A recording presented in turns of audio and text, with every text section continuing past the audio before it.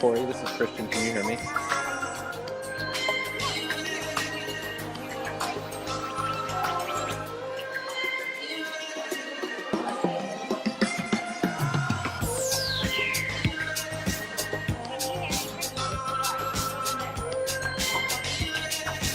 Hey, Corey, can I get another mic check, please?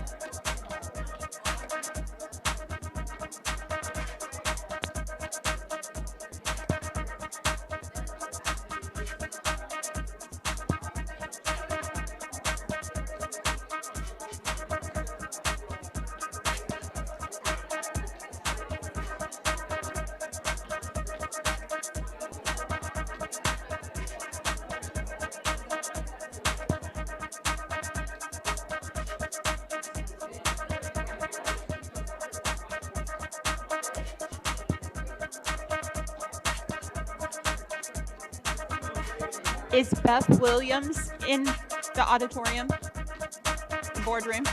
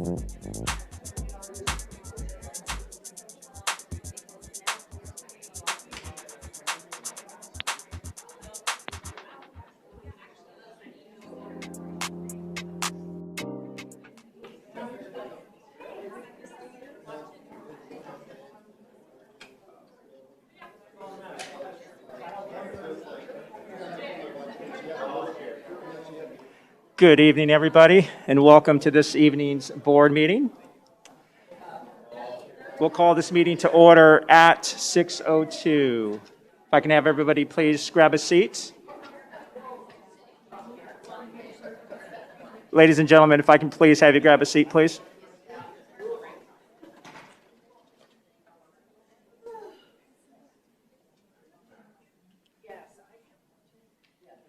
Thank you very much. All right. Dr. Sorensen, would you mind leading us in the pledge this evening? So we'll go through our opening exercises, moment of silence, and Dr. Sorensen will lead us in the pledge.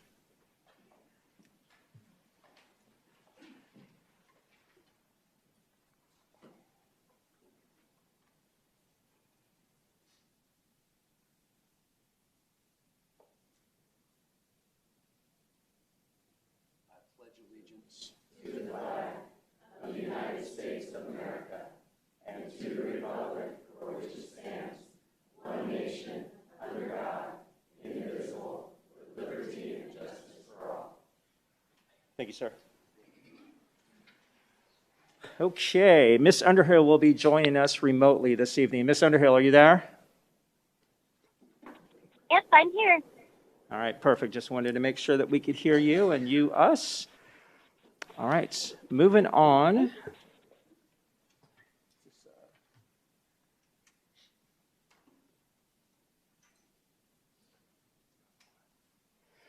Okay, moving on to Section 3, Address Agenda. Address Agenda, recommend changes and consider approval of consent agenda. Board members, do you have any items that you would like to shift within the agenda or any consent line items that you would like to pull? Ms. Hill? No, thank you. Thank you. Dr. Sorensen? No, sir. Representative Pingerelli? Where I guess where appropriate, can we move up the 8.1 consideration of administrative appointment? So they don't have to stay.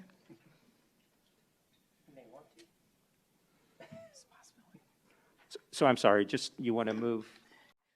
Well, Up 8.1 to, I guess it depends on how much discussion. Sometimes we discuss quite a bit before the administrative appointment, and then the family has to stay. So we can keep it that way if everybody would like. Oh, he's fine. I guess the administrative new appointment says he's fine, so I take that back. That's very kind of you. thank you for that, Representative Pingerelli. Okay. I do have an item from the public that someone from the public wishes to speak on. Let me see if I can locate that here real quick.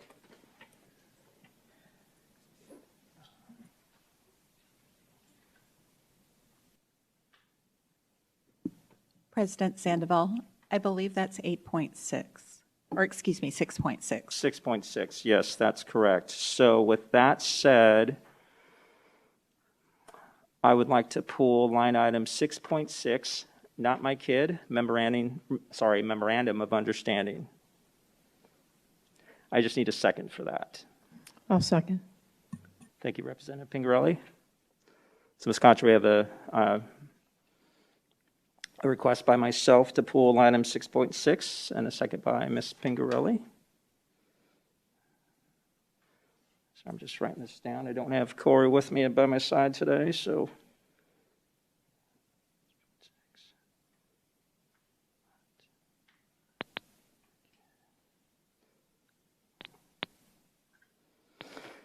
Okay, with that said, I do need a motion to approve the agenda, including the consent agenda, minus 6.6, not my kid.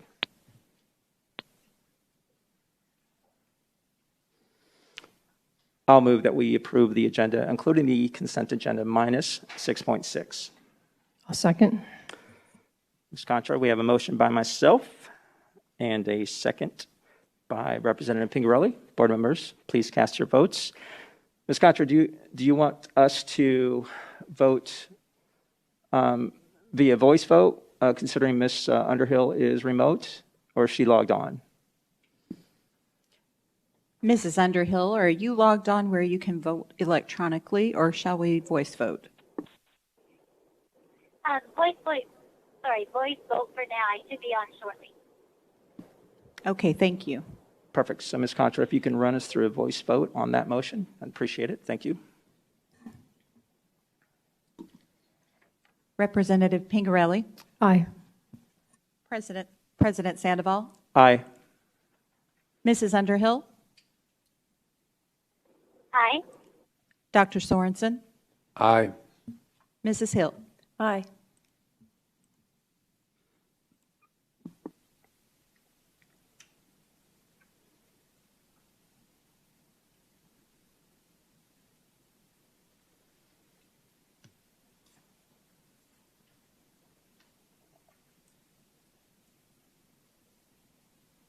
President Sandoval, it seems that Board Docs is having a bit of an issue, but it has passed 5 yay. Perfect. Thank you. Motion passes 5 yeas, no nays. Thank you, board members. All right. Moving on to section 4, recognitions. 4.1. Ms. Airy, welcome. Thank you. Good evening, President Sandoval, members of the board, Dr. Reynolds, and guests. This evening, I have the distinct pleasure to highlight the extraordinary work done by Maurice Reese Stevens, who runs Peoria Unified's McKinney-Vento program. For our guests in the audience or those watching at home, the McKinney-Vento Act requires all educational entities to identify and provide services to homeless students and their families. The program is supported by federal dollars, and it allows schools to maximize a student's ability to succeed in school while simultaneously providing families the ability to focus on gaining housing and stability.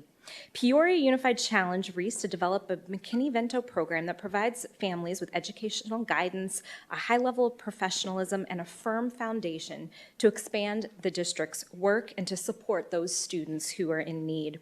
With a long history of working alongside community partners, Reese has made great strides to streamline the process for our families since he took over the program. In the 2020-21 school year, Reese helped to serve 211 students and an additional 166 students so far this year. 31% of those students have been able to receive transportation services. 37% were provided with additional supports from those partners around our community. In addition, 14% of those students were able to stop by and get support from Altaloma Elementary School, where we recently opened our Homeless Resource Center, where Reese Stevens proudly now works and is able to more conveniently serve our community and provide a more efficient ways for our families to take advantage of those services. Reese's passion is evident. He enjoys working with our families, giving back to our community, and most importantly, to serving and supporting our students. We invited him here this evening not only to highlight his work and a few of those recent accomplishments, but also to extend our gratitude for the work that he does behind the scenes to make sure that our students succeed. He's here with us tonight. Reese, if you would stand so we could give you a round of applause for your work.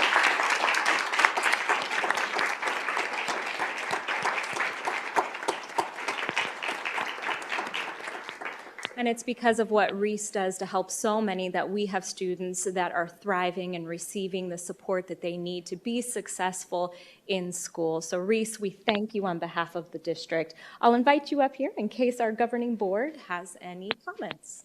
Thank you. That was really nice. All right. Any Well, comments, Welcome, questions? sir. Yes, Ms. Hill? Well, thank you so much for everything that you've contributed to PUSD. You're making a huge impact, and what you have done is making a big difference to the lives of the students here at PUSD and the families. And I thank you very much for everything you've done. Thank you, Ms. Hill. Appreciate you. Anybody else? Thank you, Ms. Hill. Dr. Sorensen? Just very grateful you're here. Thank you very much. Thank you. Thank you for that. Ms. Underhill, comments, questions for Reese? Yes, and I know I'm going to probably have to call him Coach, but yeah, just so grateful for the work that you do, and we couldn't have a better person in that position. I know it requires a lot, and we just are very grateful to have your services and your dedication to our district and our students. So thank you so much. You're welcome, Ms. Hill. Thank you for that. Representative Pingarelli? Oh, I also wanted to say congratulations and thank you very much. It looks like in the last less than 2 years, you've touched almost 400 students, so I really thank you for being here. Representative Pingarelli, thank you. Thank you, Representative Pingarelli. Yes, agreed. I definitely echo the sentiments that have been expressed by my fellow board members. This is an area that I know I talk about frequently, and it's an invaluable service, to our students here in Peoria Unified. When we talk about equity and every student every day, it includes our McKinney, Vento, and Foster students. So, as the saying goes, every one of our students is one caring adult away from being a success story. So I appreciate you being that caring adult on a daily basis, and thank you for your leadership and really your compassion and empathy to understand the dynamics that we host here in Peoria Unified, and ensuring that every student, and especially our McKinney, Vento, and Foster students, are put in a position to be successful and have the resources they need to do so. So thank you for that, sir. Thank you, President Sandoval. I appreciate it. I want to tell everybody, I'm super humbled that I'm standing in front of you. Super humbled that I was actually hired for this position. I don't really feel like I'm working. This is just kind of who I am and what I do. This is what I've been doing for the last 20 years. I enjoy making an impact on people's lives, but I'd be lying to you if I told you I did it alone. This job is impossible to do alone. So I would like to thank my predecessor, Sean Schubert. I never even got to meet this young lady, but she started the foundation and then passed it on to Kathleen Leonard, who is currently my supervisor. And when Kathleen hired me, she asked me, she said, "What is your experience with homelessness?" And I said, "I got a lot." And she said, "Great, this is your baby, go." And I went. But I didn't do it alone. I'm I would like to say that I'm a good communicator, so I just developed a plan. We all know with change, when you try to introduce something new, you can probably get a little bit of kickback. But I didn't. Every member of the Peoria Unified School District, every teacher, every crossing guard, every bus driver, every parent, every teacher assistant, everyone that I've come in contact with has done nothing but try to help. So I have not done this alone. From our grants department, from student services department, everywhere I go, someone is trying to help. And I just can't express enough how gratified I am that this district not only cares about those who have less, but they're willing to do something about it. We can do better. We can do better. And we will. We will continue to do better. I'm glad that I can be that champion, that pillar of force, so to speak. My office is always open. I'm happy that we do have this new resource center at Alto Loma Elementary. I'm just so thrilled that this district is doing all we can to support families, to support students, to make a better district for everyone. So I appreciate it. Thank you, sir.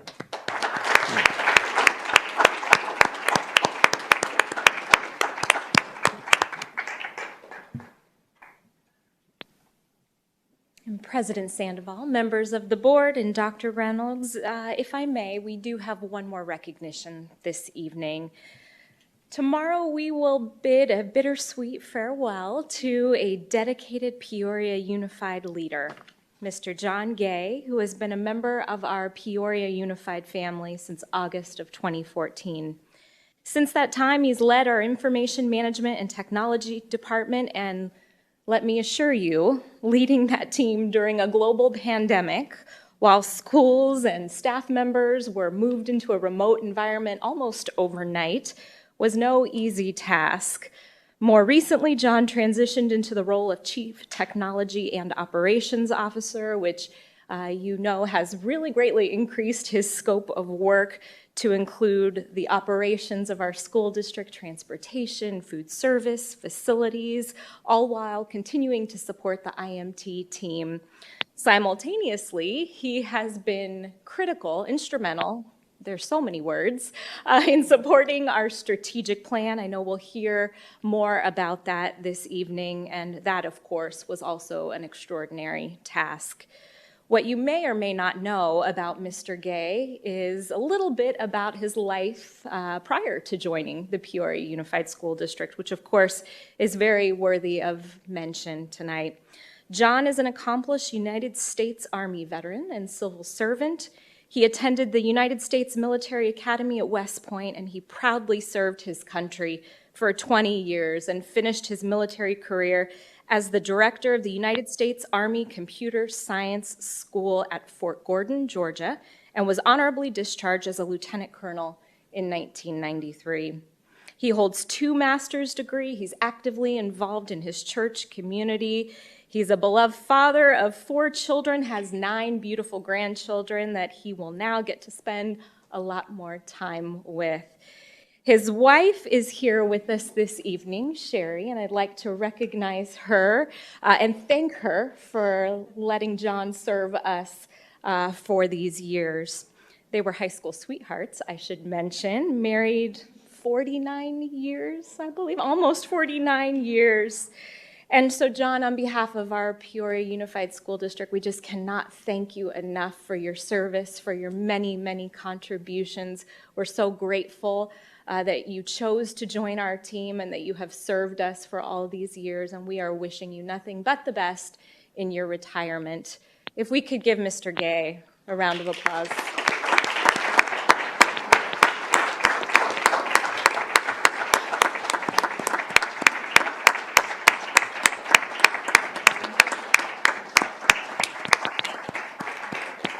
And Mr. Gay, if you don't mind, we do have a little token of our appreciation. And Dr. Reynolds, if you would please, I know you've got something for him. If you'd come around here, Mr. Gay, and certainly Dr. Reynolds has something to present to you on behalf of all of us. Of course.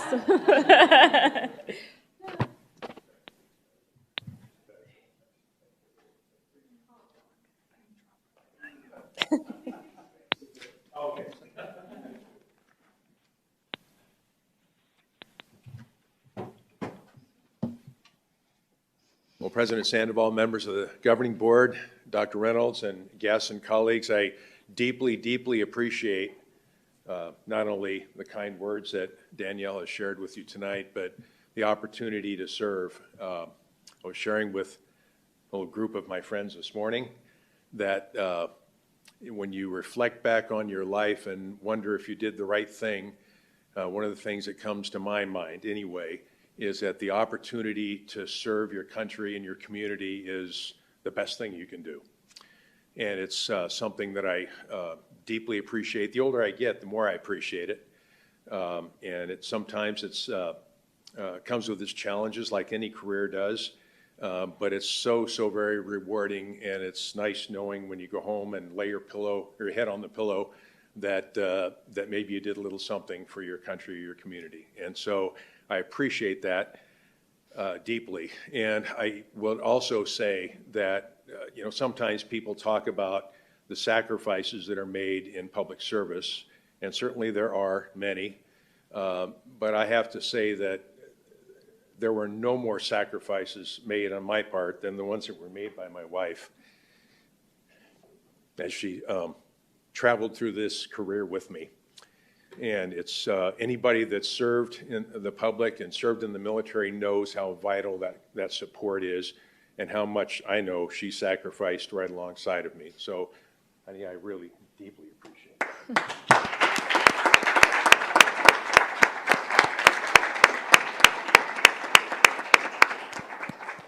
And I'll just end with that because I've got a lot more talking to do tonight. And I don't like to talk, so that's really hard for me to do. But thank you once again. My heart will be with Peoria Unified School District forever, especially with all the great people that I've had the opportunity to serve with. So thank you. I appreciate it. Gay. So, Nope. John. Mr. Gay, Yeah, there. You don't get to ask me questions, do you? well, yeah, well, Okay.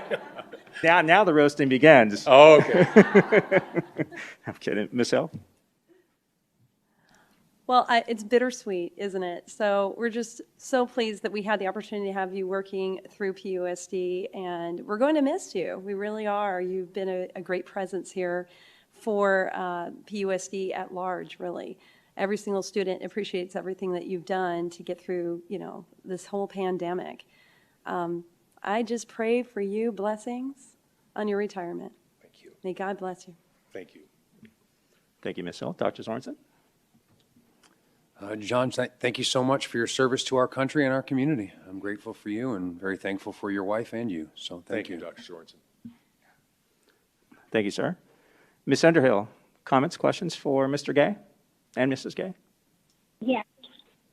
Yes, just, and sincere gratitude to both of you for all that you've done for not only our community, but other communities just, throughout the country, because I know that you've made great contributions everywhere that you've been, and just lots of admiration and appreciate your kind of calm during the storms, and just appreciate all that you've done, and really, really wishing the best and praying for you all to have lots of, good health and happiness in your next adventure. So thank you so much again. Thank you, Ms. Underhill. Thank you, Ms. Underhill. Representative Pingerelli? Mr. Gay, what can I say other than what everybody else has said? It's been so great working with you. We've gone through some tough times, and when times were low, I, as a board member, really appreciated your strength and your guidance. And thank you for everything you've done for our country, for PUSD, and thank you to Mrs. Gay for being here this evening. And I know behind every good man is a good woman, and vice versa. So I appreciate you being here. Thank you, Representative. And enjoy your retirement. I will. Thank you. Thank you, Representative Pingerelli. Mr. Gay, my fellow Virgo. Right. Yes, I've enjoyed, the lunches that we've had. We weren't able to do that this year, but I've appreciated the time that I've been able to really get to know you better. And the military mindset that you really brought to our district, not only from a discipline perspective, but also how you've served. And you spoke about that a little bit earlier. You know, it's when you put yourself in harm's way for the greater good of others or in adverse situations, that's certainly a characteristic of great leadership and certainly a characteristic of the military, right? So it's certainly grateful for your service to our country, but definitely grateful for your service to this district and our kids and our teachers and staff and our families. Your diligence and your mindfulness and your intentionality in everything that you do. I really appreciate it. And Mrs. Gay, thank you for making him a better person every day. So I really appreciate that. Thank you, sir. Thank you. President Sandoval, if I could Absolutely. just say a few words. John, from a perspective of a superintendent of a large school district, having your leadership, having your expertise it's invaluable. But speaking from a friend and a person who respects you, with the utmost, the way you welcomed me in, the way that you supported this vision. I asked you to do more than I should have. But you accepted the challenge in only the way that John Gay can and does. And so thank you so much for that. And I want to give you one more round of applause. Thank you. Thank you.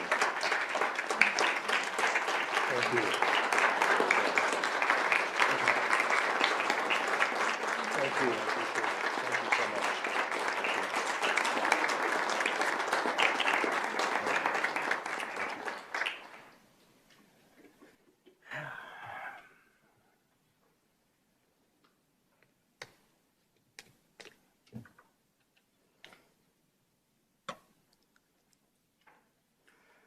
Okay.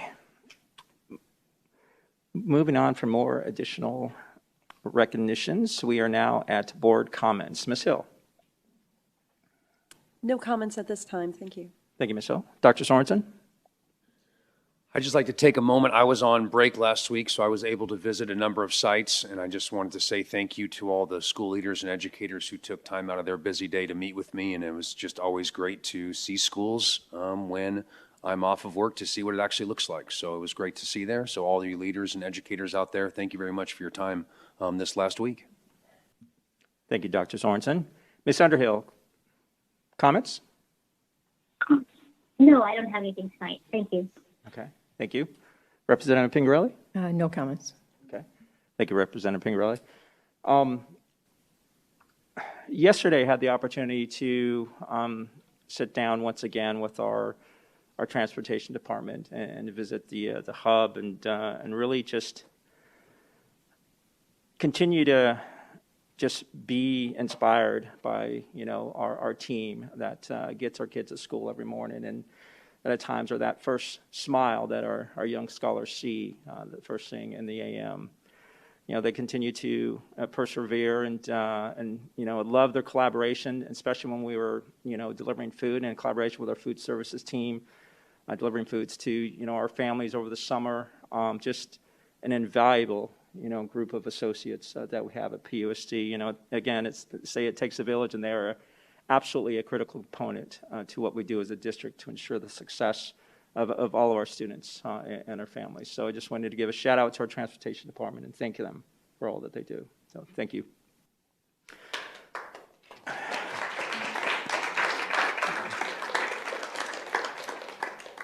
Superintendent comments. Dr. Reynolds. Thank you, President Sandoval, Governing Board, Cabinet, and guests. October brings many things for us to recognize, one of which is this is Physical Therapist Month. So we just want to give a special shout out to our PTs. We are so grateful for the special skill set that they bring to our students in order to help them be successful. So thank you to our physical therapists from around the district supporting kids. I'd also like to recognize Judy Overton Focht who serves in the infant toddler room at our preschool that is on the Glendale Community College campus. She recently earned her National Child Development Associate's credential for infants and toddlers, which involves a rigorous course of study, a written exam, a verification visit. We are very thankful for Judy and are grateful for her dedication to our preschool students and her leadership. So congratulations, Judy. Lastly, I wish all of our elementary school teachers and students and families a positive parent-teacher conference week. This week. I hope all of our parents and guardians and people who are supporting our students take advantage of this time to connect with their child's teachers so that we can build relationships and help our students as a team be successful. And with that, those are the end of my comments. Thank you, sir. Okay, moving on to Section 5, public comment. Request to address the governing board regarding matters not included on the agenda. Just a little few housekeeping comments. Public rules of conduct. The board president shall keep control of the meeting and require the speakers and the audience to refrain from abusive or profane remarks, disruptive outbursts, applause, protests, or other conduct which disrupts or interferes with the orderly conduct of the business of the meeting. Personal attacks on board members, staff, or members of the public are not allowed. It is inappropriate to utilize a public hearing, the public comment segment, or any other agenda items for the purpose of making political speeches. Engaging in such conduct and failing to cease such conduct upon request of the presiding officer will be grounds for ending a speaker's time at the podium or for the removal of any disruptive person from the meeting room at the discretion of the board president. With that said, we'll follow our typical protocol of 30 minutes for call to the public. I know we have quite a stack here that we've shuffled through. 3 minutes per speaker, and Dr. Reynolds and the district will respond to those public comments where appropriate. Yep. With that said, our first public comment comes from Matthew George.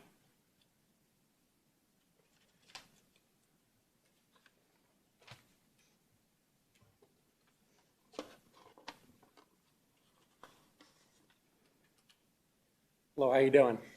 I just came here this evening because I wanted to address the board and talk about bullying on our school campuses and the lack of leadership on these campuses. I have a 10-year-old daughter who has suffered severe bullying in your district for 6 years. She became suicidal, and she also was at an outdoor education camp of yours and suffered from what they said was a panic attack for over 2 hours. She suffered from breathing for over 2 hours. The nurse that was there on duty, along with the vice principal, did not call an ambulance or take her to the hospital. So my question to you is, if you couldn't breathe for 120 minutes and you're 10 years old, would you fear for your life? Would any of you care to respond? We can't respond in public comments, sir. Well, I would like to tell you that I'm sure any of you would, and I'm sure any of you, if it was your child, wouldn't wait 120 minutes. And I'd ask you to really look into this because it's a very serious situation you have going on in your district. And I really feel as though you need to address it. I've made many grievances to this office, and they've been disregarded many times. I completely will not go and just go away. I intend to come after the district personally because my daughter has suffered seriously as a result of this. I had a meeting today with the superintendent about this. I also would like to address your COVID policies. You guys cherry pick these policies. I'd like to know why kids aren't wearing masks inside of the buses, but yet you're cherry picking other things and saying kids got to go home because they might have came in contact with someone and they have no signs of it. I don't want to understand how you guys can just pick and choose these policies and enforce them because everybody sees what's going on and it's absolutely ridiculous. And I would actually, I'm surprised the superintendent didn't know. How can the bus pull up and 55 children get off with no mask and the adults there don't see it, but yet they want to enforce every other mask policy? I think the masks are a joke personally. But you know what? If you're going to do everything according to what the recommendations are, you got to do it all. Otherwise, it just doesn't make sense. And it becomes very, it's political. And I think that's definitely something that needs to be addressed. Thank you. Thank you, Mr. George.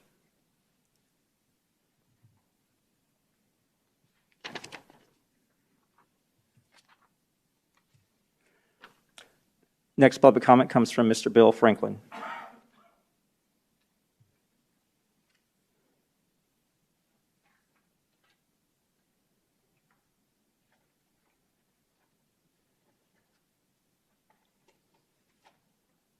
Hi. I hate public speaking, so bear with me. I apologize. I just want to take a moment to thank the board, thank the district for some of the services you guys have provided.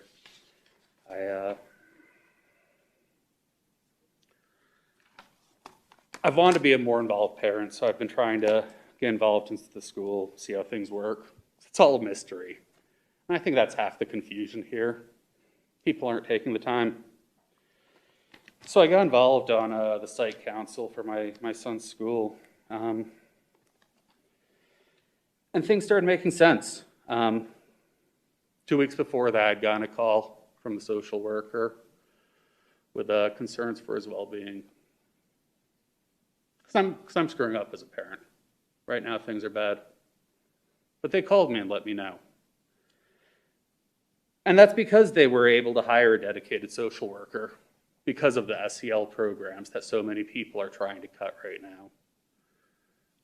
I appreciate the three R's, reading, writing, arithmetic, whatever that silly phrase is. But you have kids that you're taking care of, and I want to thank you. I know it's been hard. I also want to apologize. This is ridiculous what you guys are going through.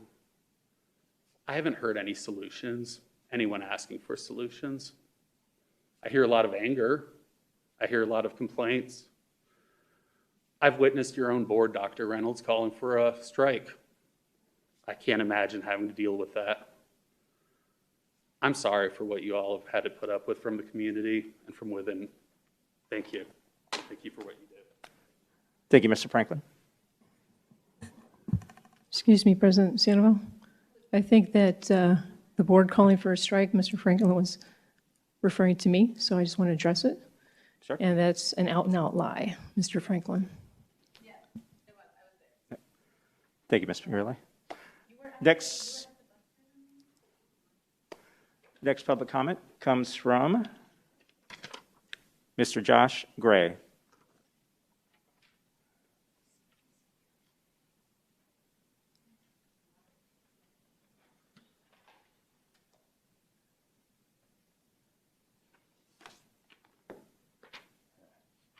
Good evening, members of the board, Dr. Reynolds, auxiliary staff. Forget about you guys, sorry. I want to speak here tonight. I chose not to last time, but I wanted to come up tonight. I want to talk about the community of Peoria Unified School District, because this is our community. We're all members of the PUSD community, whether we like it or not. Our kids go to school together. Some of these people teach at our kids' school. It's just the way it is. I went to school in PUSD. My wife graduated from a PUSD school. President Sandoval, you handed my son his high school diploma when he graduated from a PUSD school last May. And my daughter still goes to school here in this district. I live in this district, so do my parents. This is a safe community. We should all feel safe in this community.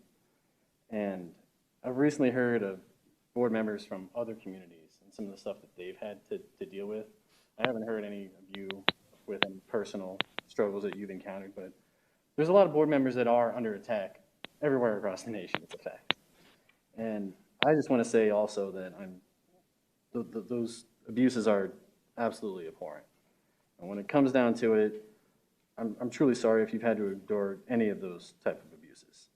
I'm not going to agree with the board 100% of the time. I don't agree with my wife 100% of the time. I don't agree with anybody 100% of the time. It's not going to happen. But as really our most locally elected officials, you should be able to feel safe to do the job that we elected you to do.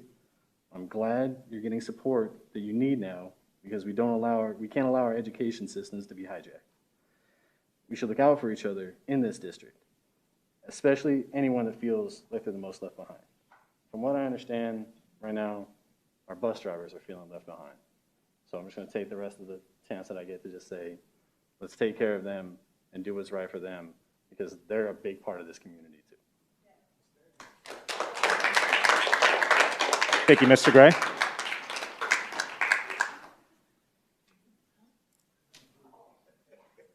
Next public comment comes from Ms. Wendy Van Wee. Okay, let me just find her green slip here, Ms. Van Wee. Perfect. Thank you. Welcome, Ms. Souza. Hi. We are Amy and Sean Souza. We are residents of Peoria, and up until March, our children were PUSD students. However, we were forced to make the difficult decision to pull our kids from this public school system. We also decided to take a stand against the violation of our parental rights by filing a statement of allegations complaint earlier this week with the Arizona State Board of Education for unprofessional conduct. After being made aware of inappropriate racial and political content being taught in our daughter's 7th grade social studies class, we reached out to the teacher, then the principal, then the curriculum department, and finally the superintendent to obtain curriculum for us to review ahead of time. After exhaustive efforts to get it, my husband and I determined that an upcoming assignment was gruesome, violent, and inappropriate, and decided to exercise our right to opt her out of that assignment. We hear all the time that at these meetings and from district employees that if you don't like it, opt them out. So we did. We promptly emailed the teacher with our concerns and clearly expressed our desire to opt her out. Our request was acknowledged also by email, and the teacher offered for our daughter to instead complete an alternate assignment in an alternate space. This was satisfactory to us, until we learned that the teacher went back on this agreement that same day and had our daughter complete the original assignment anyway. This action was in direct violation of our parental rights by law to not only influence our daughter's education, but also to opt her out of any harmful material. What's worse, email correspondence revealed that this occurred with the backdrop of school officials not taking our questions or concerns seriously, and instead looking for ways to hide topics from parents and circumvent transparency procedures by internally making the recommendations to, quote, tone down topic titles, or just put Tuesday's title on Wednesday as well. The school principal also projected annoyance at having to engage with my husband and I about our concerns, stating, quote, I am going to lose my mind. For these reasons, we have made the difficult decision to withdraw our children from this public school district. We have lost all faith in Peoria Unified School District having the best interests of our kids at heart. As parents, we have one shot with our kids, and we will always advocate for what's best for them. It's our hope that this will raise awareness to the failings of Peoria Unified School District to not only involve parents in their children's education and work with parents when an issue arises, but also to honor parents' rights, which are protected under the law. This is disturbing.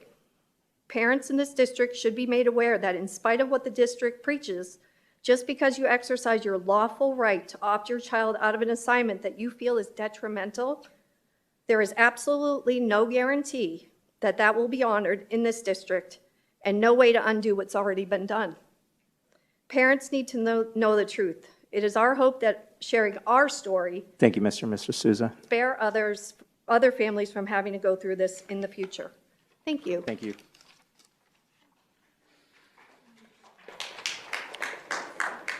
Next public comment comes from Ms. Chelsea. I believe Corder? Covadere? COV? Sorry. President Sandoval, board members, Dr. Reynolds, thank you for your time. My name is Chelsea Corder. You may recognize me. I come to a lot of these meetings. I've never spoken at one. I'm more of a kind of watch and understand what happens person. I am a parent of a child in the school district. In fact, I was in the school district, K through 12, and actually moved addresses so that I could put my son in this school district. So my question tonight, and I know you can't answer it, and that's okay, but my question tonight is, we have all these different opinions. And we're here because we're trying to be partners with you. You know, we voted for you to represent us as your constituents. And in light of the very highly politicized comments around parents and their involvement in these meetings and domestic terrorist labels, you know, vilely being thrown around it at many of us who just truly want to partner with you. My question tonight is, have any of you publicly come out and defended us as parents who are here to work with you and to partner with you? I love my son. I want to be involved in his education. He's so important to me. His education is important to me. And that demands that I'm here and I am involved and I am trying to understand what's being approved and what is the curriculum. But I haven't seen anybody stand up and defend us as parents, regardless of what side of the aisle we're on, any of those things. We're all here because of our kids and what matters to our kids. And if you have publicly defended us, thank you. I apologize if I haven't seen it. I'd like to provide my email address so you can send it to me. But if you haven't, I guess my question is, why not? Because you're our representatives. You're here to work with us. When you ran, you said you would defend us, you would stick up for us, you would help us implement the best things for our kids. And if we have this horrible, vile label attached to us, how are we supposed to work with you and to trust in you and to be able to partner with you if we're afraid that we're now labeled as something and nobody's defended that? So I guess my ask is tonight is, if you haven't defended us and defended this relationship and this partnership, please do so, because we need this relationship to work so that our kids can have the resources and the support that they need. But if we're labeled as something vile and we're shut out or we're not listened to, our kids are going to suffer through this and the parent rights are going to be trampled. And I know that if I was on the board, I would go out there and I would defend the parent group that is trying to work with me. And I'm asking that you please at least consider that if you haven't done so already. Thank you. Thank you, Ms. Corder.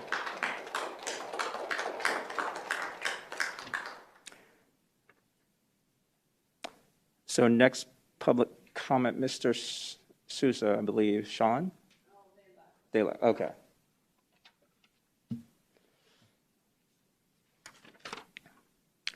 Next public comment comes from Ms. Heather Rooks.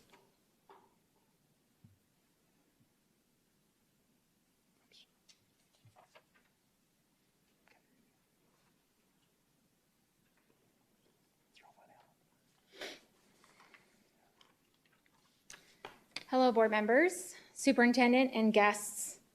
First, I wanted to thank my kids' teachers. I was at parent-teacher conferences tonight, and they were very encouraging to share everything with me of what my kids are learning. Unfortunately, I know that that doesn't go for a lot of parents in this district. I would like to know how the district ensures teachers share lesson plans, curriculum, and any classroom presentations with parents before it is taught in the class. This week, I learned an English teacher at a high school was calling on students to ask questions. Some of these questions were, do you think a man should be head of a household? Do you think it's okay for a man to do feminine things? Why did the teacher not first share this with parents with these types of questions? How, again, can parents opt out of something if we don't know what is being discussed in class? I also wanted to address a public record email which had an inappropriate assignment for a 7th grade classroom. The answer key from the teacher for the assignment was on this record email for about the January 6th at the Capitol. One of the answer key questions was, maybe Congress needs to think about getting rid of the Electoral College. I wanted to thank the assistant that I saw in the public record email that turned this assignment in to the principal because she deemed it inappropriate and she thought parents, if they saw this, they would be upset about it.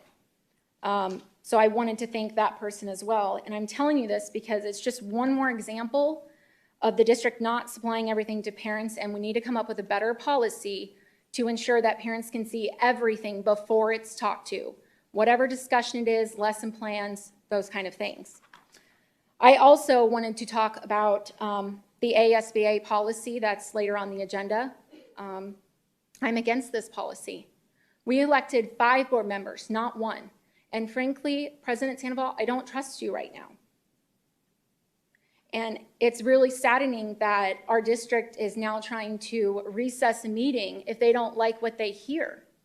How is that comparison to what the DOJ just announced about parents, labeling us domestic terrorists? I'm a mom. I'm a mom of 4 kids. I'm not a domestic terrorist. I'm here because I care about my kids and I care about the kids in Peoria district, and I grew up in this district. And it was sad to hear that Peoria did no statement to support the PUSD parents. I don't understand why you guys didn't make any statement in support of the PUSD parents, and that is not what you agree upon with the DOJ's statement. So I just wanted to speak on those few things. And again, that ASBA policy, I think, is a very bad idea to do. It's not going to look good for the Peoria district if you're shutting down a meeting. Thank you, Ms. Rooks.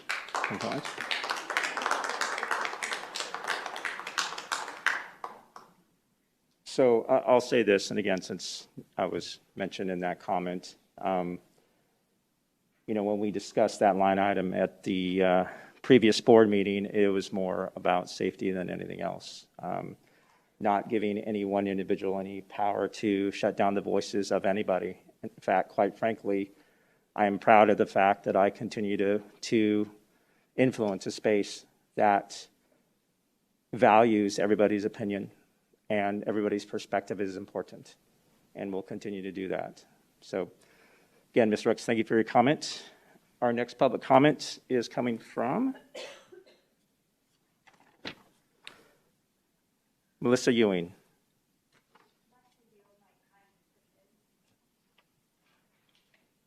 Kristen, what's your last name? I apologize.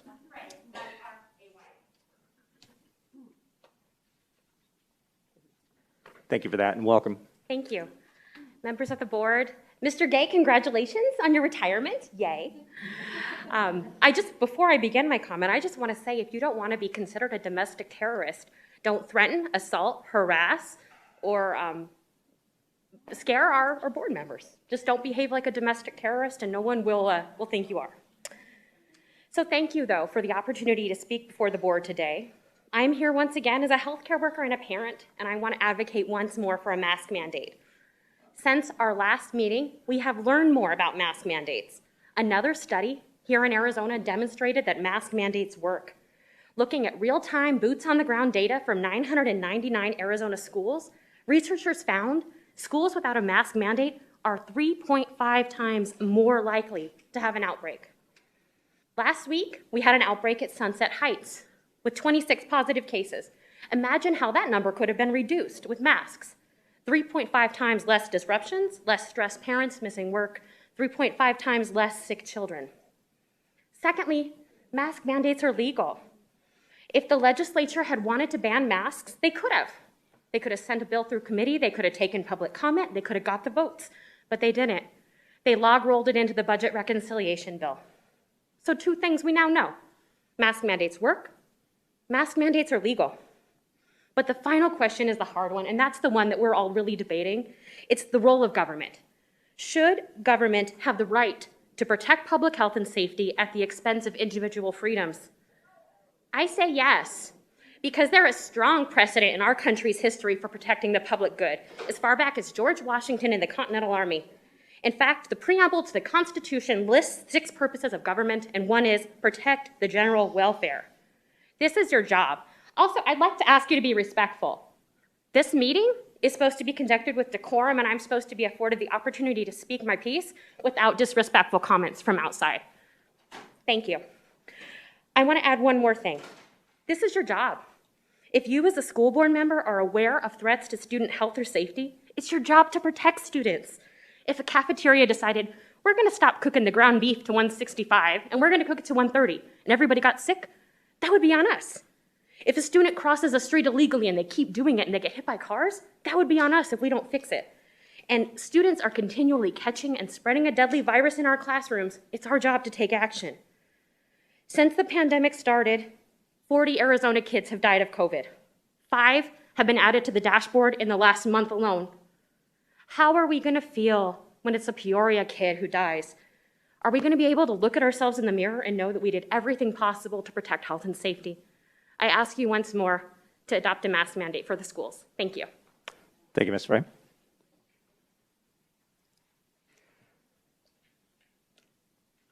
Next public comment comes from Miss Amanda Wraith. Hello. Welcome. Thanks for having me. Appreciate it. I am here to represent food service for the district in my own little way here. We have some members here in support. March of 2020, when we shut down, we did not stop. We had to come in on the fly, learn how to feed the community of Peoria and surrounding cities on the fly. We had to follow our federal mandates. We had to make sure we had the supply. We had to make sure we had the staffing. We had to make sure that we did it safely for ourselves. We were in the heat at 120 degrees, handing out thousands of meals to anybody who came who had children with them or did not have them with them. I've been in the district for 13 years. This is my 5th year as a manager. I started in this district at $8.11 an hour. I have stayed with this district when they took away money and I made $8.08 an hour. Then I still continued to stay with the district as the district got more funds to give the money back through the overrides, through the bonds, through the percentages that we have been given over the years. I now make $15.67 an hour after 13 years. 13 years. I left the private sector to stay home with my kids. When I left the private sector 17 years ago, I was making $16.50 an hour. I have been out of the private sector for that long and I still make less than that. So when we're talking about everybody's in this together, we're all in this together. We all need to be a part of financial inclusion with the raises, with all of the departments. We have not stopped working. We did not stay home. We did not choose to not work or come in and sit like a lot of staff did because they had to show up to get paid. That's what we did. We have had stuff taken away from us. We've had our janitors taken away from us to help us in the kitchen or outside to take our trashes out. Have any of you lifted those big, heavy trash bags out of the cans and then tried to put them in the trash cans that are taller than me? No, it's hard. It's hard work. And people are very special to stay and do this job. If you have never done it, come play with us. We're a lot of fun. Our kids love us. We do haunted houses. We do story time. We do cat in the hat. We do all kinds of things to make it fun for the kids. We get vomited on. We get to keep loose teeth. We get to hear all the fun stories of the children when they get to have, their baby sisters or their baby brothers or their new cousins are entered into the world. We hear all of that. We see every single student every single day. Keep that in mind.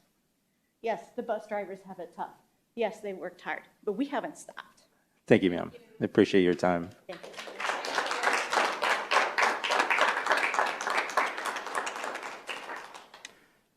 Next public comment comes from Miss Becky Smith.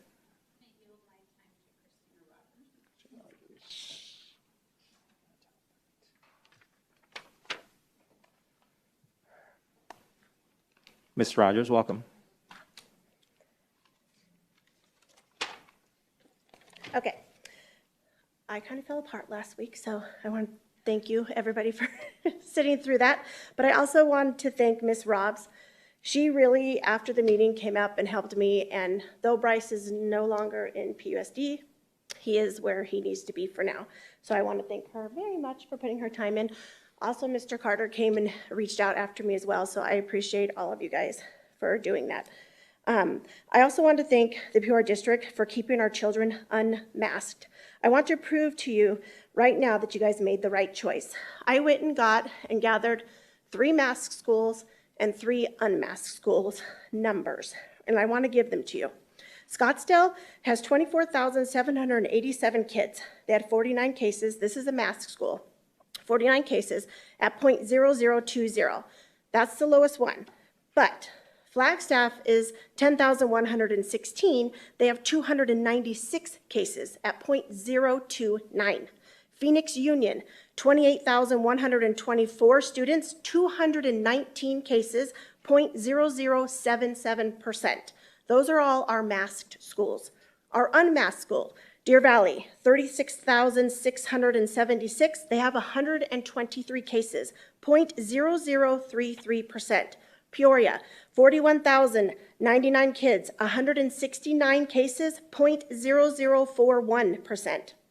Dysart, amazingly, is the one school that does not quarantine their kids. They have 26,800 kids, 97 cases at 0.0036. The crazy thing that I want to point out, Dysart has the lowest COVID numbers. They do not require quarantining, so they're not having the loss of learning the rest of the kids are having.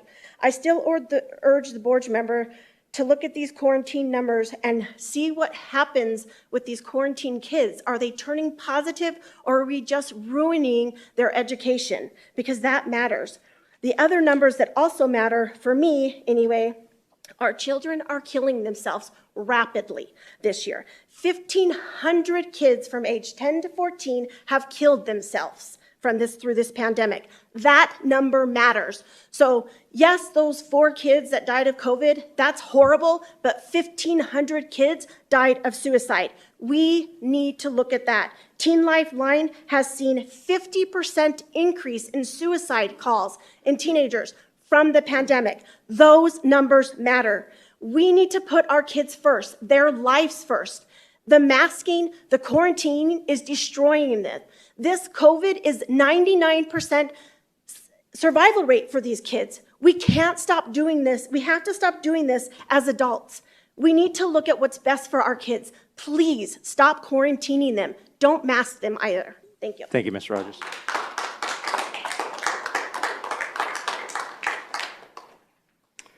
All right, we have time for one more public comment, and that is from Ms. Jody Brackett.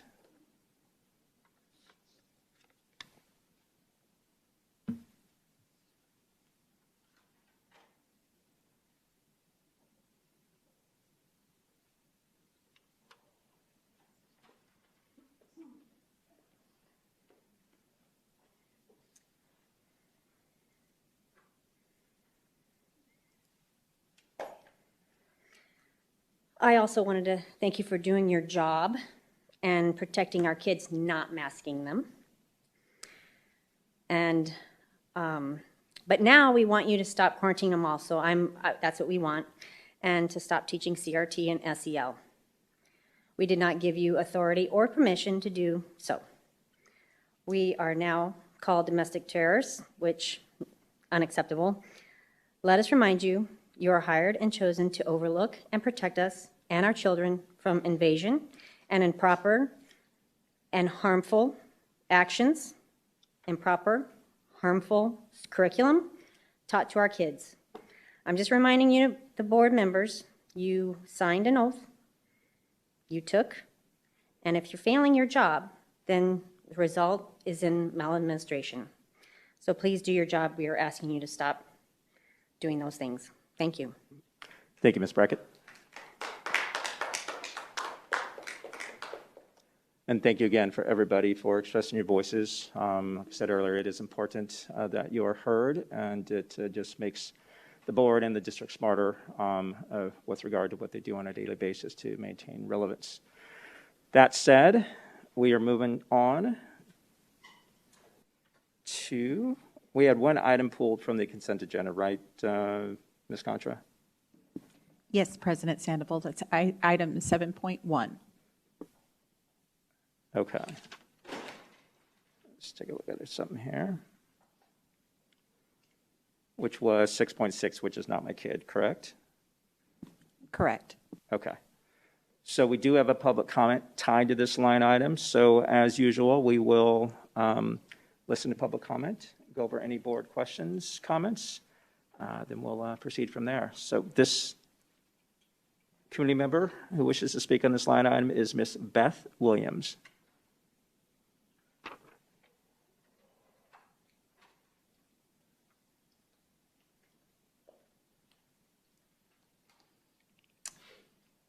Good evening, Superintendent, President Sandoval, and board members. My name is Beth Williams. I've had 3 kids go through PUSD over the past 20 years, Park Ridge, Sunset Heights, and Liberty. My experience, my family's experience has been nothing short of exceptional. That was pre-COVID, and somehow things went sideways with decision-making since then.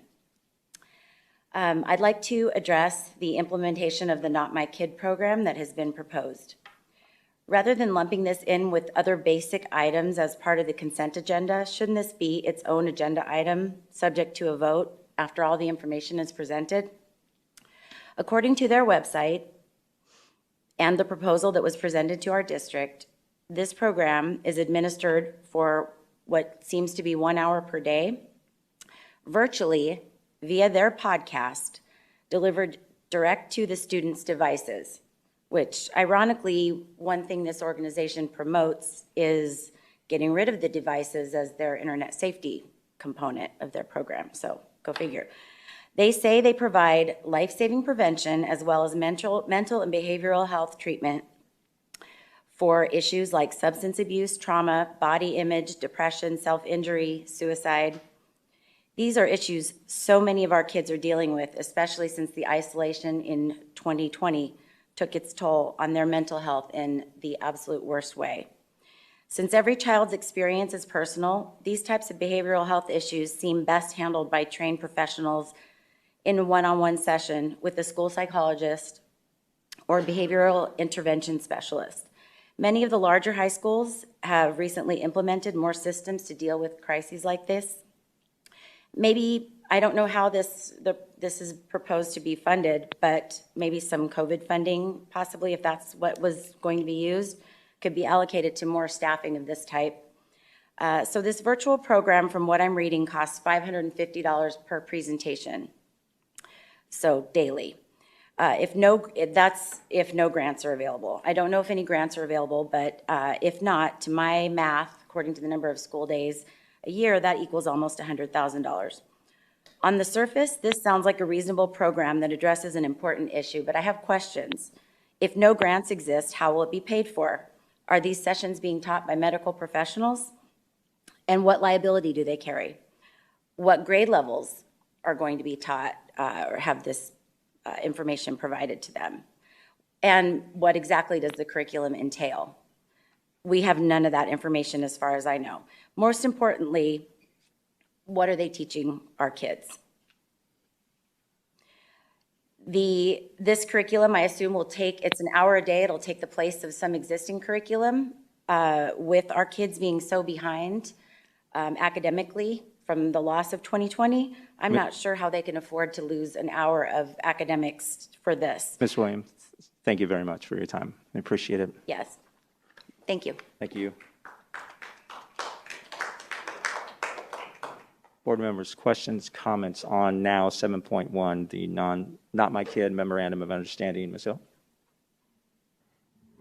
Okay, I guess I'm going to need clarification, just to make sure that everybody understands how it works. But I guess I was under the impression that it wouldn't be part of the actual curriculum and that it would be something that would be outside of the school, that would be programs that could support parents and possibly kids at risk. It wouldn't be implemented in the classroom. Maybe Superintendent Reynolds could fill some void there. Thank you, Mrs. Hill. We've got Dr. Carter Davidson, who's here to speak to those issues this evening.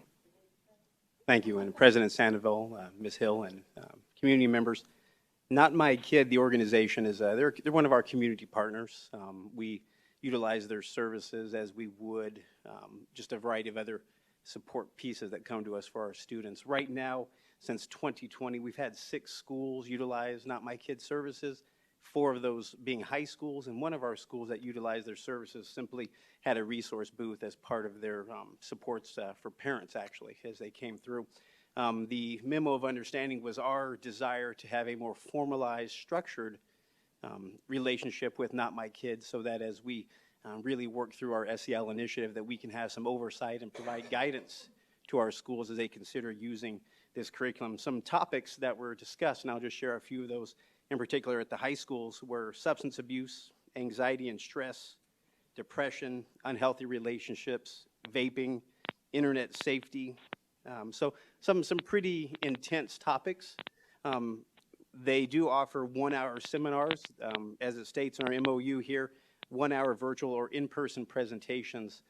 Certainly, I wouldn't anticipate it all happening every single day. We've worked closely with our schools that are considering them in the future. One new elementary school, and what we've advised them is two very important things.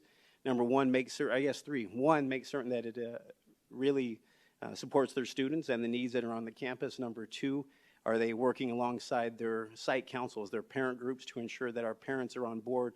And three, if there are any parents that aren't interested in having their children involved, that they can opt out. So we're excited for the partnership and knowing that schools had already been using them. Thank you. And it sounds like, at least from my understanding, what you're saying is it's not, just to clarify, it's not a curriculum that's going to, be in the classroom an hour a day, taking over class time, that sort of thing. And what is the cost if there's a cost? Currently, we have been utilizing, the schools that receive their services utilized a grant. Ms. Hill, the individual did speak to the cost. Right now, we do not have a particular funding source, and I think we would certainly review those resources if needed.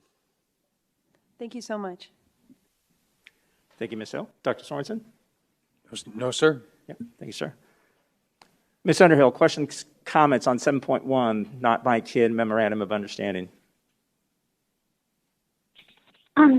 I know that Not My Kid has been around for a long time and is a pretty reputable agency within our community and used by a lot of different communities. Dr. Davison, are you able to speak at all to the individuals involved or, kind of the expertise of the agency, et cetera, who's providing the training at all?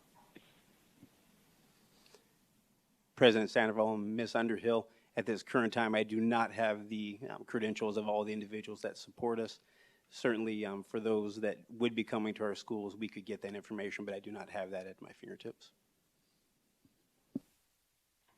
Great, that's fine. Thank you. Thank you, Ms. Underhill. Representative Pingarelli? So just clarify, so it's at 6 schools right now, 4 of them are high schools, and we're paying per day. I guess, is it used every day at those schools? Representative Pingarelli, President Sandoval, and board members. Currently, as a matter of fact, as of scheduled right now, Ms. Pingarelli, we don't have any schools scheduled. We have 3 that are wanting to move into partnership for this year, 2 that used the Not My Kid organization last year with their community and students. When I look at the information from last year, it was only one given day, so that cost or that grant that would help us, the organization would either come on campus or virtually to support students and families, but it's only a one-time event. Okay. Thank you. Thank you, Representative Pingarelli. Dr. Davison, when we were going through our call of the public, I believe there's a couple community members who spoke about the challenges, that our youth are going through today. And can you just speak to really how invaluable partners like this build on our capacity as a district to be able to serve, such a large student population and get them through areas such as their expertise around mental wellness? Thank you, President Sandoval, members of the board. Certainly, the needs of our children are great. It's very apparent, not just from a learning loss perspective, but for students who didn't have the same school experience the last few years. Some have come to us with great needs and many struggles, and so we're utilizing our staff the best we can, those mental health professionals that exist.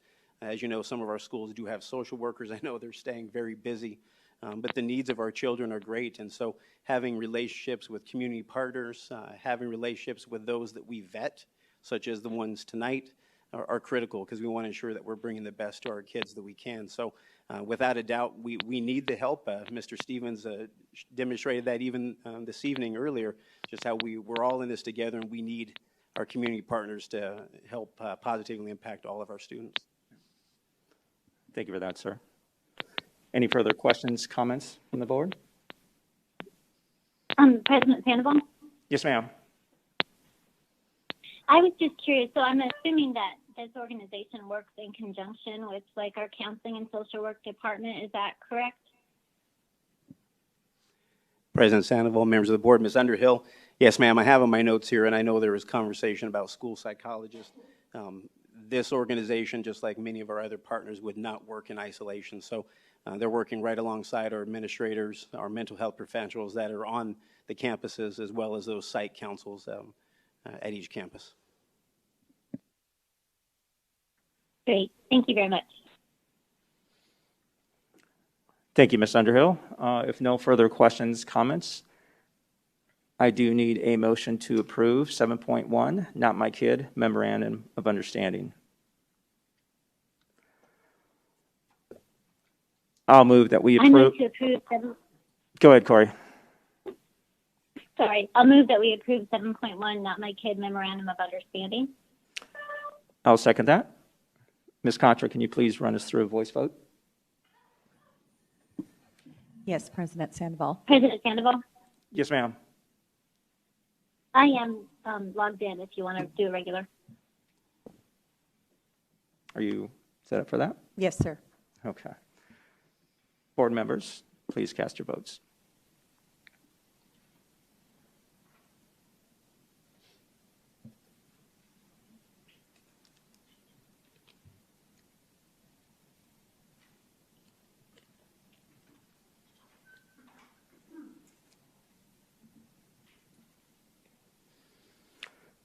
Motion passes 5-0. Thank you, board members. Okay, moving on to our action items.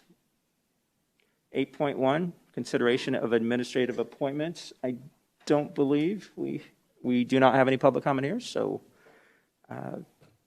let's see. We got Ms. Myers, Mr. Gay, Ms. Vesley.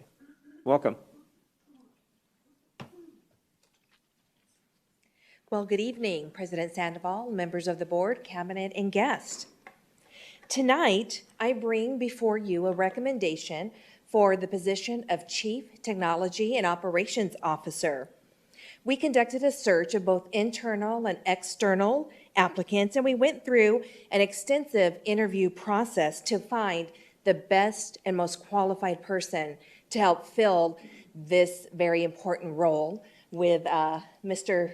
Gay leaving us, we feel it's very timely to bring this recommendation to you tonight. But before we ask for your administrative approval, I'd like to share a little bit of information about our candidate. Mr. Kevin Molino graduated from Arizona State University with a degree in small business and economics.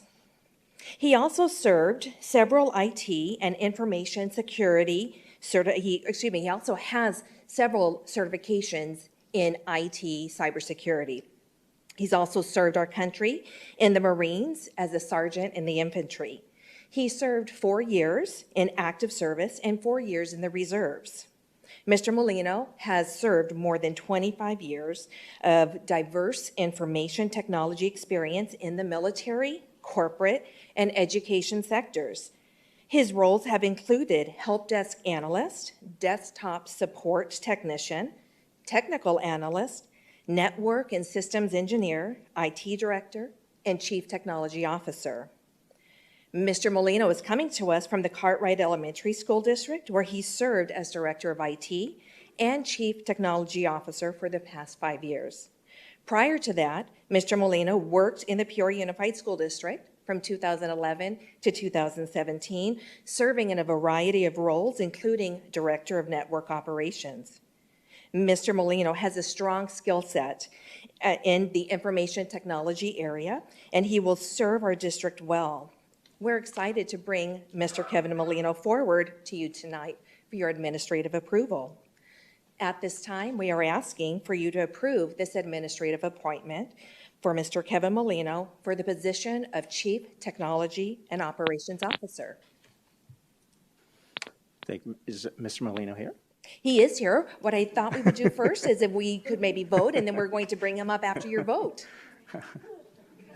Very good. Board members, questions, comments before we invite Mr. Molino up to the podium. Ms. Hill. No comments at this time, thank you. Dr. Sorensen? No? Representative Pingerelli? No. Ms. Underhill, any questions or comments for Ms. Vesley before Mr. Molino approaches the podium? Nope, I'm good. Thank you. Good as well. So that said, I do need a motion to approve the consideration of administrative appointment. I'll move that we approve 8.1, consideration of administrative appointment. I will second. Ms. Contra, we have a motion by myself, a second by Ms. Hill. Board members, please cast your votes.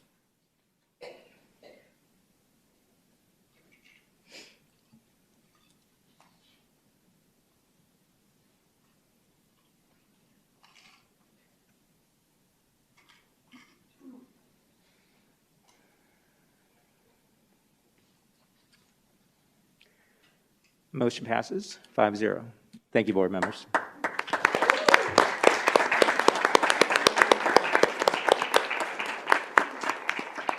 President Sandoval, members of the board, at this time, I would like to invite Mr. Kevin Molino up here to the podium for you to have any questions or any comments for him. Very Mr. good. Molino. Thank you. Welcome, sir.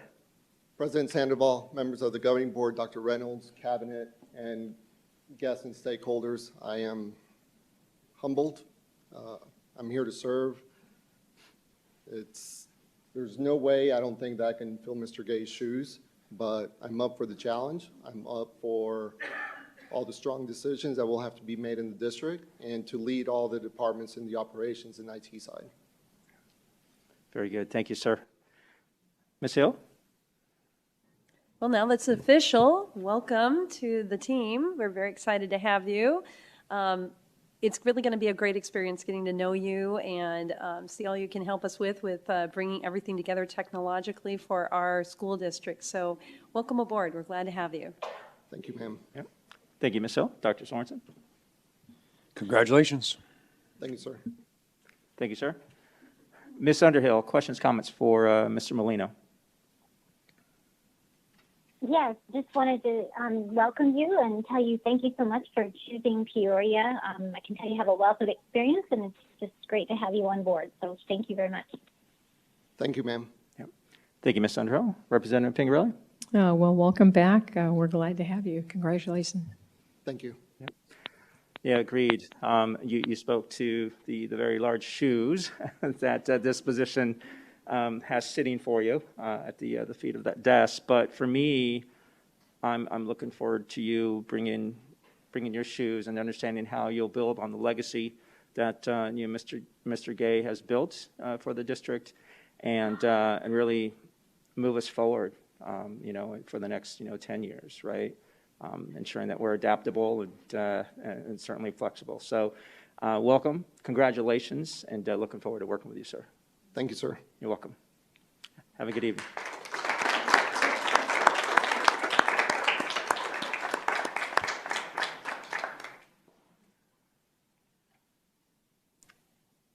Okay, moving on to 8.2, discussion and consideration of the 2020-2021 annual financial reports. Ms. Myers, before you begin, we don't have any public comment on this, do we? Okay, actually, we're good. Thank you. Welcome. Well, good evening, President Sandoval, members of the governing board, Dr. Reynolds, and guests. Thank you for the opportunity to provide an overview of our fiscal year 2021 annual financial reports for the Peoria Unified School District.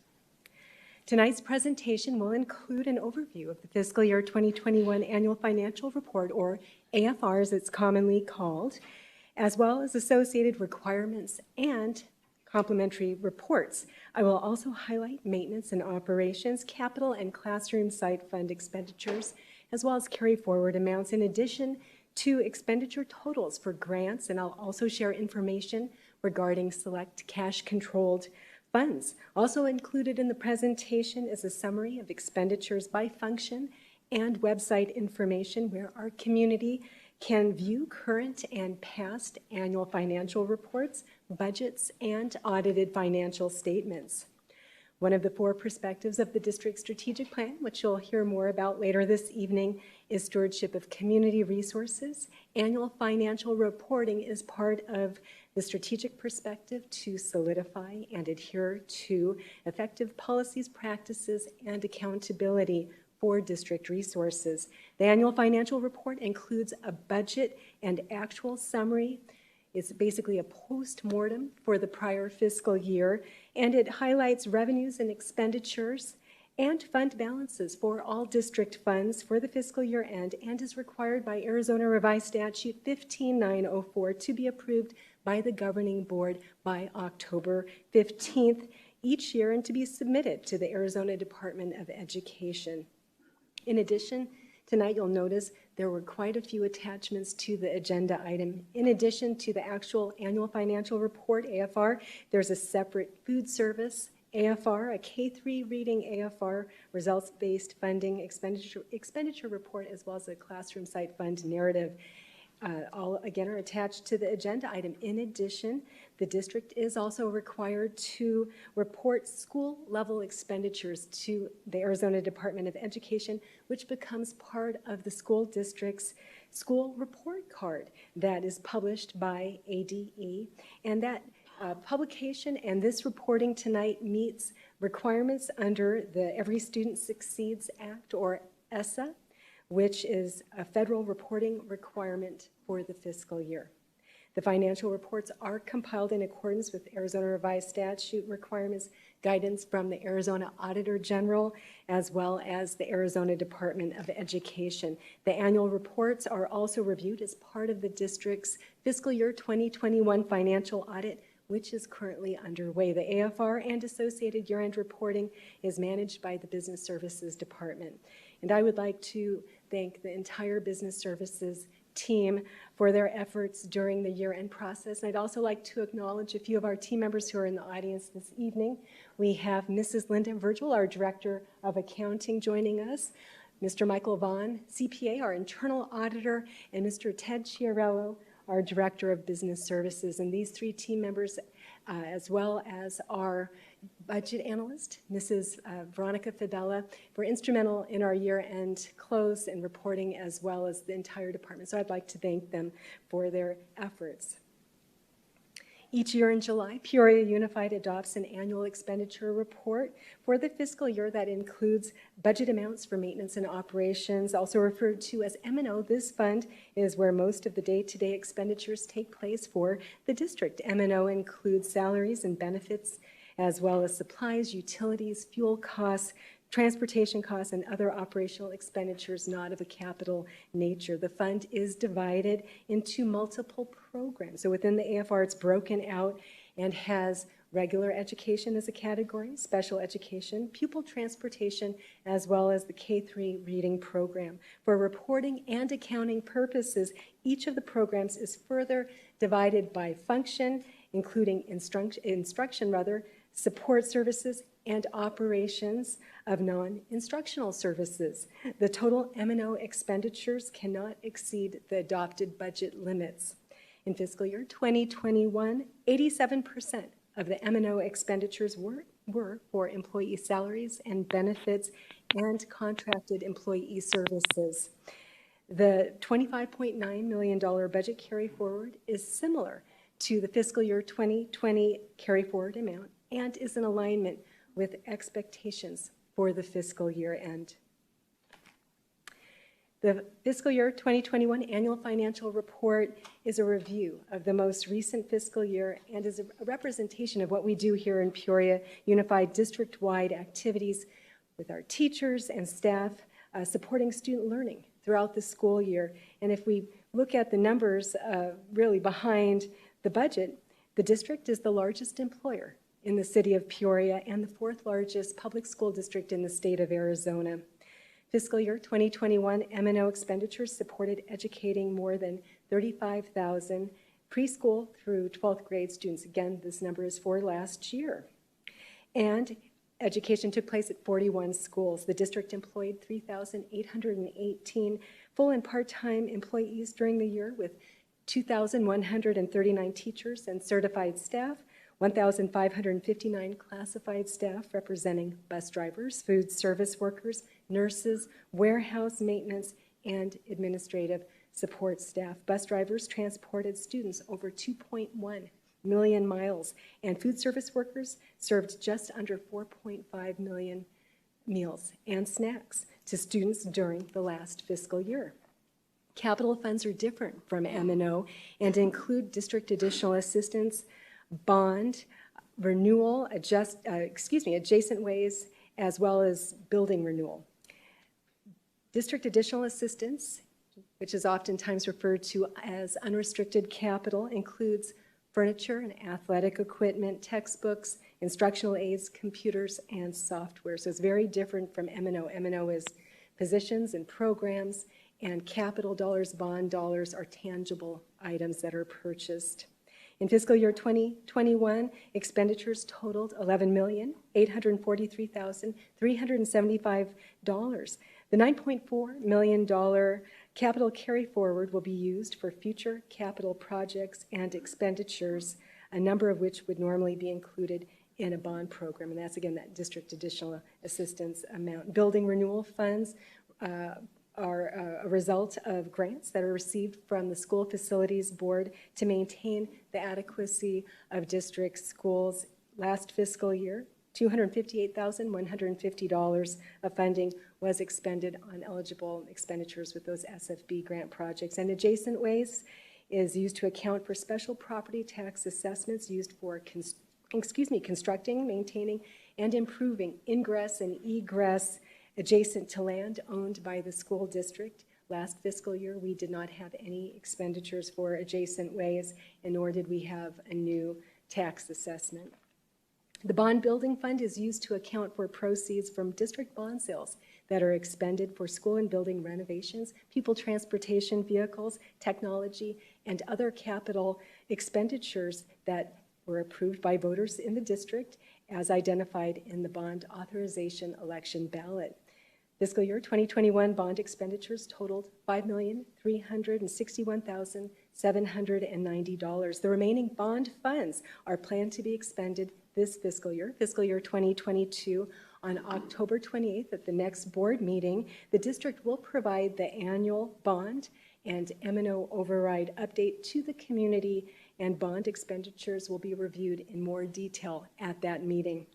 The Classroom Site Fund accounts for portions of state sales tax collections and state land trust income provided to school districts as an additional source of funding for certified teacher salaries and performance pay. In fiscal year 2021, Classroom Site Fund expenditures were accounted for in 3 funds, as noted on this slide, and consisted of performance pay and base pay for eligible certified teachers. Total Classroom Site Fund expenditures last fiscal year 2021, totaled $16,241,193. A new law has gone into effect this fiscal year, effective July 1st for fiscal year 2022 for Classroom Site Fund eligible expenses. In addition to the previously authorized teacher compensation for base pay and performance pay, components of that funding are now eligible for select student support services as identified on this slide. And these new expenditures can also be included in the Classroom Site Fund. District recommendations for this expanded eligibility will be made this fiscal year for fiscal year 2023, and our budget team, which has reconvened early, we had our first meeting last week rather, we will actually begin to evaluate this opportunity as part of our early work as a team and with administration providing input. Another category of funds used for operating and capital expenses is special projects. These are federal and state grants, which are used for supplemental educational programs, including Title I, Title II, IDEA, E-rate, and Medicaid in public schools. Guidelines for accounting and reporting for these funds are set forth by the Arizona Department of Education, as well as federal uniform grant guidance. In fiscal year 2021, federal and state grant budgets totaled $55,307,791, with $39,146,046 in expenditures and transfers. Administration has previously shared that the district received federal funding in both fiscal year 2020 and fiscal year 2021 related to the COVID-19 pandemic.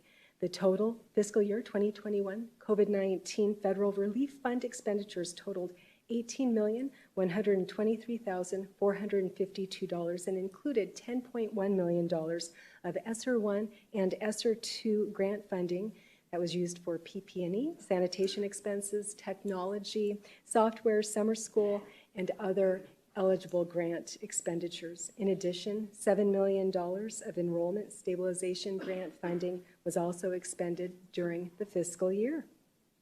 Also included in the AFR are cash-controlled funds. Examples include the auxiliary fund related primarily to bookstore operations and the payment of student fees, the Civic Center Fund that accounts for the rental of school facilities before or after school or on the weekends, to third parties, as well as the Indirect Cost Fund, which is used to account for monies transferred from federal projects for administrative costs that cannot easily be tracked at the grant level. So in essence, it's almost a way to account for overhead that you cannot account for in a finite manner. And gifts and donations includes corporate and individual developers assistance donations, and tax credit is used to account for revenues and expenditures of monies collected in support of extracurricular activities and other eligible expenditures.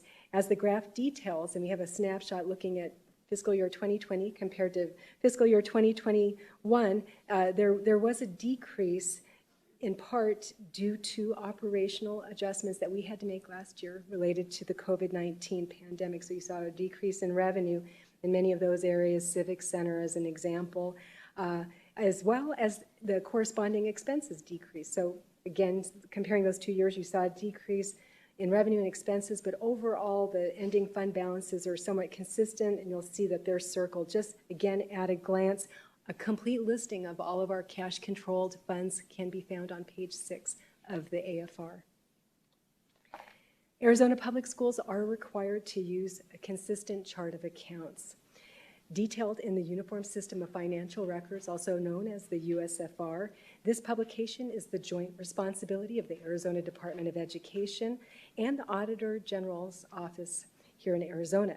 This document interprets Arizona Title 15 and contains the guidelines and requirements Arizona schools must comply with and governs how funds can be used, and activity needs to be accounted for per the guidance in district financial systems. And why this is so important is all of our activities are governed by statutes or state agencies, and it allows an apples-to-apples comparison among school districts having that consistent chart of accounts and consistent reporting requirements. Over the last 5 years, classroom instruction related expenses in M&O, capital, and classroom site fund have been consistent related to instruction administration, plant, and transportation costs, with 73.5% of the fiscal year 2021 expenditures being made for instruction and student and instruction-related support activities, 15% for central plant operations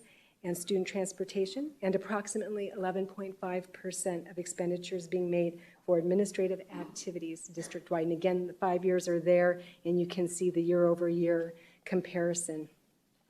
Peoria Unified has published the district's budget, annual financial report, and audited financial statements on our district website going back to 2010 through our most recently adopted budget for fiscal year 2022. And all of this information is available for our community to access. This concludes the annual financial reports presentation. I'm available to answer your questions at this time. Thank you. Thank you, Ms. Myers. And again, we do not have any public comment tied to this slide item. So board members, questions, comments? Ms. Hill? No comment, but thank you so much for putting all this together. Thank you, Ms. Hill. Dr. Sorensen?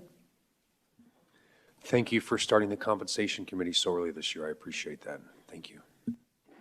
Thank you, Dr. Sorensen. Ms. Underhill, questions, comments for Ms. Myers? Yeah, I just had one question on the slide with the fiscal year 2021 classroom site fund. I was just curious about just sort of the difference between the budget and the expense on a couple of the line items. Were those items like offset by different sources, or I'm just curious about that. Thank you. President Sandoval, Mrs. Underhill, members of the governing board, that is a very good question. And the funding amount per student that's received by a district varies slightly year over year. In part, is subject to state sales tax collections and under Prop 301. And you'll hear during the legislative update, I'm going to talk a little bit about Prop 301 that expired and the legislative action that took place to continue that funding, but is no longer a voter-approved initiative. With that, we plan for what we believe the funding level will be. We would never expend the full budget amount. And what we'll be doing with the budget team this year is also looking at opportunities, again, with that expanded eligibility to make recommendations for the additional support staff, but also to have the opportunity to look at merit pay, performance pay, and any recommendations for those expenditures. So again, there is a carry forward to the budget that is planned for, that's evaluated in the subsequent year, and you would never see us fully expending down because there is variability with classroom site fund, as well as some other considerations, again, that I'll be highlighting during the legislative update. Great, thank you very much. Thank you, Ms. Underhill. Representative Pingarelli. No questions. I just wanted to thank you and your team for being so thorough. Thank you. Yeah.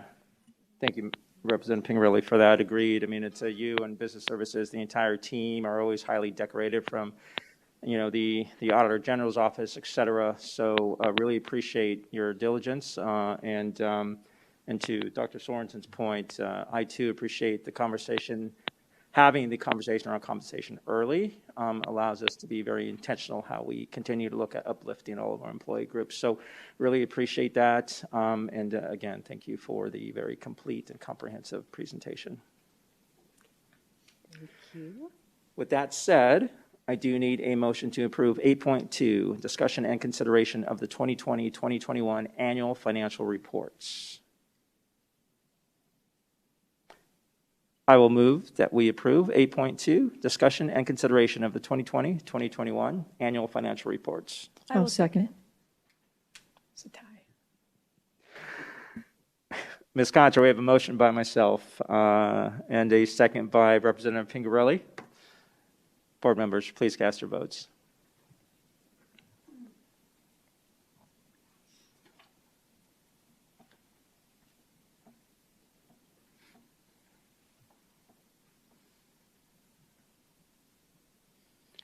Motion passes 5-0. Thank you, board members. Ms. Myers, thank you very much.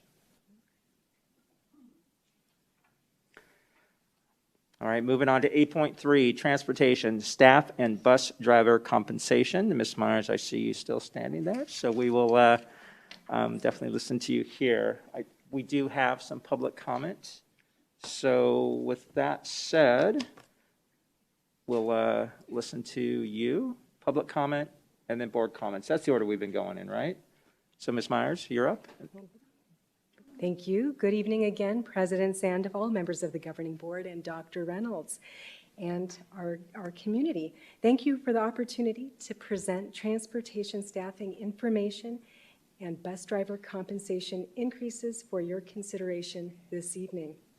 Tonight, I will provide a brief summary, information related to the national bus driver shortage and the impact on the Peoria Unified School District. I will also highlight compensation recommendations to date, as well as new recommendations to address the significant bus driver shortage in the district.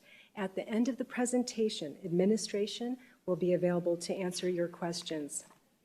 At the September 9th governing board meeting, administration shared economic factors that have been impacting the district's ability to attract and retain staff, including bus drivers.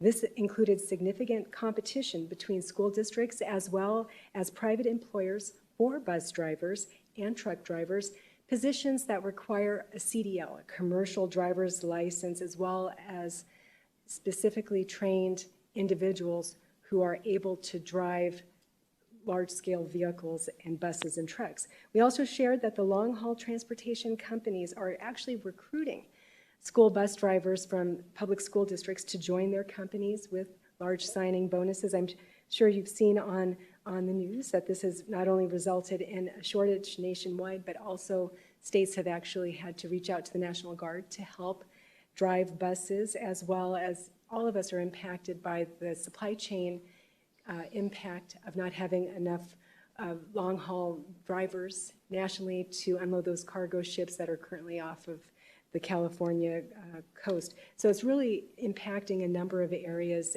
as well as staffing here in Peoria Unified.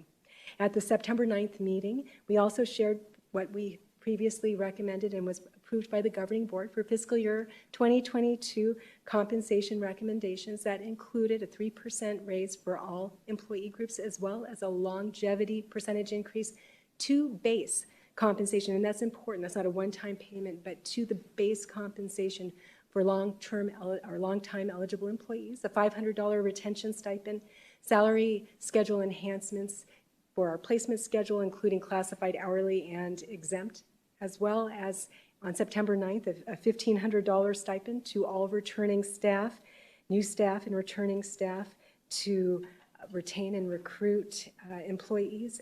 And we did also at that point in time recommend an additional $250 for our bus drivers for that retention stipend, for a total of a $1,750 stipend. Bus drivers, coordinators, dispatchers, preschool drivers, and route specialists are all currently a grade 12 employee, hourly employee. And I have a screenshot of the placement schedule for those employees. The bus driver that comes to the district with 7 years of experience would actually receive a 1% per year increase up to $14.97 an hour at the time of hire for those years of experience, and is capped at 7 years. This hourly placement schedule includes, as I mentioned a few minutes ago, the grade increase salary schedule enhancement that was approved for this fiscal year. You'll recall for classified staff, we moved the placement schedule by 10% from the prior year, and that was approved by the governing board in April 2021. An evaluation of surrounding school districts shows that even with that enhancement and the work that we have done with our hourly placement schedule, Peoria Unified is lower than other districts' hourly rate for bus drivers. So we have an example, a comparison of the starting hourly rate for a bus driver with no experience, district by district. This has contributed to the bus driver turnover here in Peoria Unified, and currently we have over 25% of our bus driver positions vacant. The reduction of bus driver staff has actually impacted our ability to transport students to school, and we've been forced to cancel routes throughout the district. To address the challenge of recruiting and retaining bus drivers in Peoria Unified, administration is recommending a new hourly placement schedule for bus drivers, coordinators, dispatchers, preschool drivers, and route specialists. This will include increasing bus driver subs and bus driver trainees from a current starting wage of minimum wage, which is $12.15 an hour, to $17 an hour. And I will highlight there's also the impending minimum wage increase that we've talked about, effective January 1st, 2022. The recommendation also increases the additional hourly pay a bus driver who serves as a trainer would receive, noted on the schedule. The new schedule also treats these positions as hard to fill and would increase the number of years of experience offered at the point of hire from 7 years to 10 years for eligible recruits, with that 1% add-on capped now at 10 years versus 7 at the point of hire.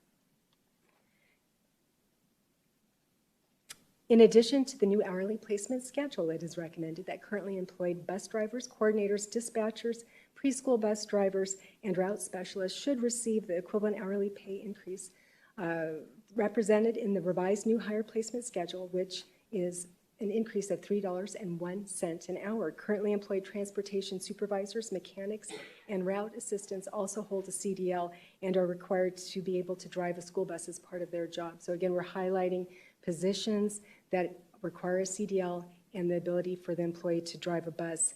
Due to this requirement, it is recommended that employees currently in these positions also be eligible for an increase in their hourly rate, which is $3.01 an hour.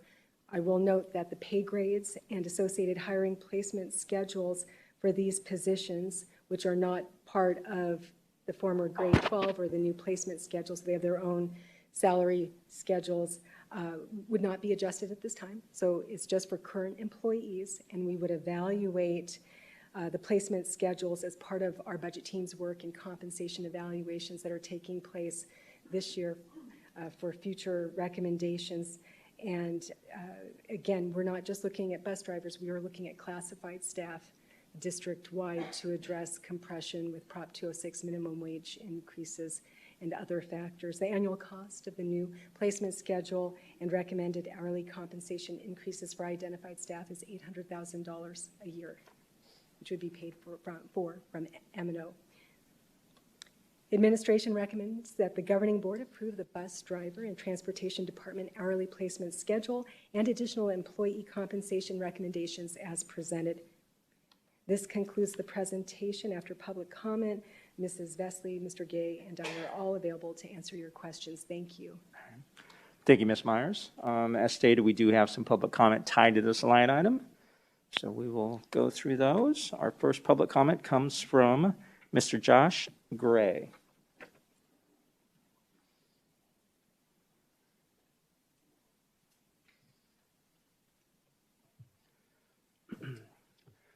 Welcome, sir. Thank you, members of the board, for letting me speak again. I covered this a little bit in my previous public comment, but I wanted to more share a story than anything else. It was my son's first trip on the bus, and we had the ultimate horror story of he got on the wrong bus. And he rode around until the end of the route, and then the bus driver said, "Oh, hey, look, I got a kid." And he figured out where my son needed to go, reached out to dispatch, they reached out to us, let us know, because obviously we showed up at the bus stop and he wasn't there, which was a little freaky, a little nerve-wracking. And we got the whole situation sorted out, and they, long story short, they got our son home safe. So these people are part of the community that I talked about earlier, and based off the graphic we just saw, they're not being compensated at a rate that's normal with what other people are making in that same position. So I definitely am going to ask the board, move forward, take the recommendation, and give them some extra cash. That's it. Thank you, Mr. Gray. Next public comment comes from, it's either Audrey or Andrea Eisler. Do I have that right? Good evening, Dr. Reynolds, governing board members. Thank you for allowing me to speak today. Again, my name is Andrea Eisler, bus driver and head trainer in transportation. I find it necessary to shed some light on our current situation in transportation. We have reached a critical point where we may fail completely operationally. We average the loss of an employee weekly. I am pleading and begging to please approve this desperately needed wage increase for our CDL holders. If this does not pass, we will immediately lose a fraction of our drivers to our neighboring district, Dysart.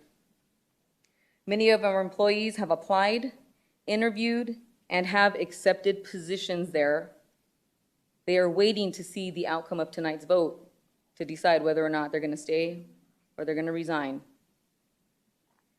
Please pass this proposal to save jobs and retain hard-working, qualified, exemplary employees.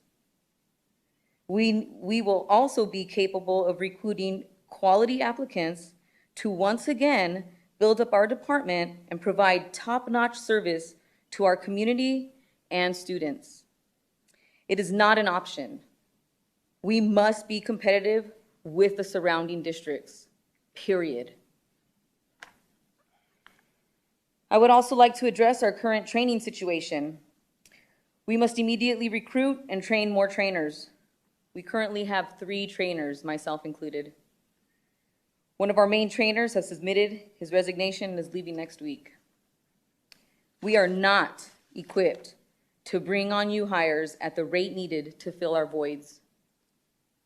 To be successful, we need at least 6 to 7 trainers staffed at all times. The training process typically takes 4 to 5 weeks to certify new CDL bus drivers. With only 2 trainers, we will not be fully staffed by the end of the 21-22 school year. The main hurdle to recruiting new trainers is due to the extremely low compensation for such a huge responsibility. We currently receive 50 cents an hour, and that is only when a trainee is by our side. Other districts pay up to $2 an hour on top of their bus driver wage. If we approve an additional competitive amount for trainer pay, I am confident that we will be able to recruit new quality trainers successfully and immediately.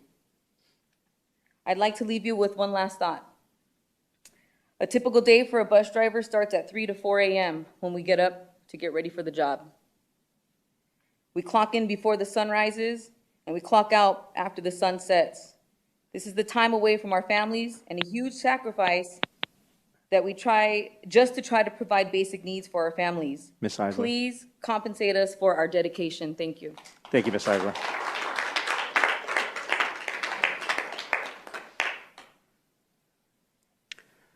Next public comment tied to this line item comes from Ivana Young.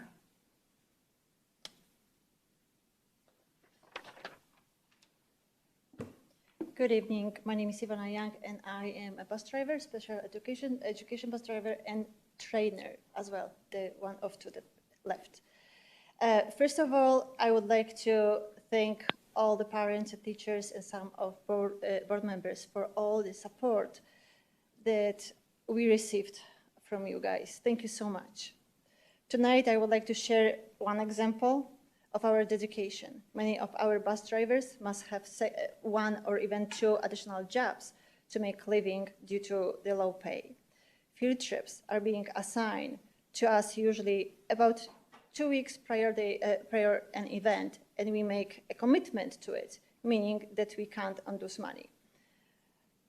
We don't schedule a shift in our second job due to this commitment, unfortunately, and continuously. A day before or on the day of the field trip, the trips are being canceled, and bus drivers are not being compensated for committed time. Also, many field trips are being chartered by third-party providers. It costs between $1,500 to $2,500 just for one bus. How can district afford to pay to third-party company just for one charter bus an amount that is bigger than my monthly paycheck?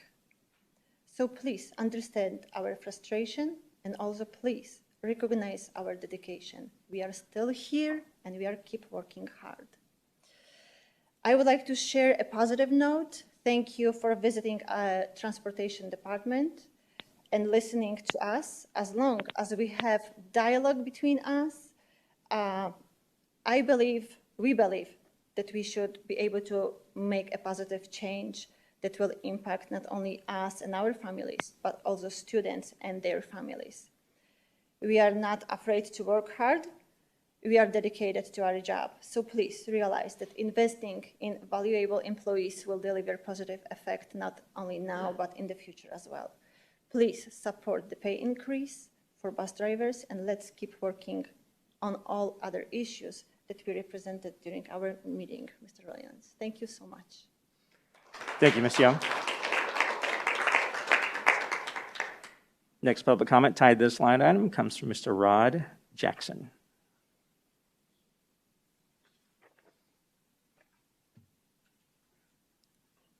Good evening, panel. Again, my name is Rod Jackson. I just want to tell a quick story about the past 3 weeks of my employment as a school bus driver. I walked out of the office and I saw a sign that said, meeting tomorrow at 9:30 a.m. This was in the afternoon. So when I got home, I sat down and turned the TV on. That's when I saw Dysart is paying $20 an hour. I immediately filled out the application. And it dawned on me, Peoria heard about the raise, so they're going to give us a raise tomorrow. That's what this meeting's about. When we got back the next day, I'm excited. I'm telling them, they don't even have to pay me 20. All they have to pay is me 17. I'll be happy with 17. I'm not greedy. they told us they were going to have a committee to discuss our salary, upcoming salary. Got home, there was an email waiting for me for my interview with Dysart. I am one of the people who she said that are waiting for this vote. I filled out my exit paper with Phil, gave it to Phil last week. Then I heard about the possible $3 raise we could get. I make 14 now. The $3 would put me at 17, which is where I said I would stay for. All you got, I asked you, I don't mean to point, but I asked you last week when you were at our yard, what could you do to keep me at Peoria? Well, all you have to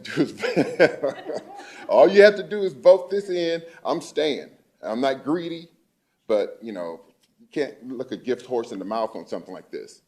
One more thing, since I have 50 seconds left, about COVID. I just heard that there were 23 students at one of the schools I drop off at had COVID. As a school bus driver, I think I should be told so I can take precautions. I spoke to some children on my bus, and I said, well, where's the so-and-so family? They're in quarantine, and these kids are on my bus every day. Don't I have a right to know that those children were on my bus? Thank you very much. Appreciate it. Thank you, Mr. Jackson.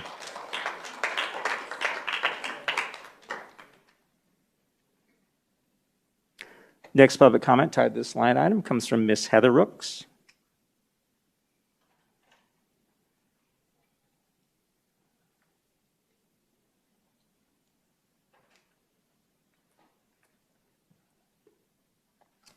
Hello, board members, superintendent, and guests. I would like to show support for the bus drivers with this increased pay tonight. Transportation for children to get to school is very important. I find it, though, disheartening that it took this long for the district to come to this decision tonight. We also need to know that this will keep on improving with what is happening. I had met with both of the bus drivers that spoke tonight, and I was shocked to hear as a parent what they were going through. And the only thing that I kept remembering is they kept saying it's about the kids. We care about our kids. They're on our buses. And that is the biggest responsibility for them to have, is to have these kids on the bus in their hands, and we're entrusting them. And I think that the Peoria District Board needs to support them and support this pay increase and continue to do that in the future. And I just want to say thank you to them for reaching out to me and trusting me to tell me what is going on. And there are parents that are upset with it, but they support the bus drivers because their kids need to get to school. And this is an important thing to vote on tonight. So that's what I just wanted to say. Thank you. Thank you, Ms. Rooks. Next public comment tied to this line item comes from Mr. Joe Blair.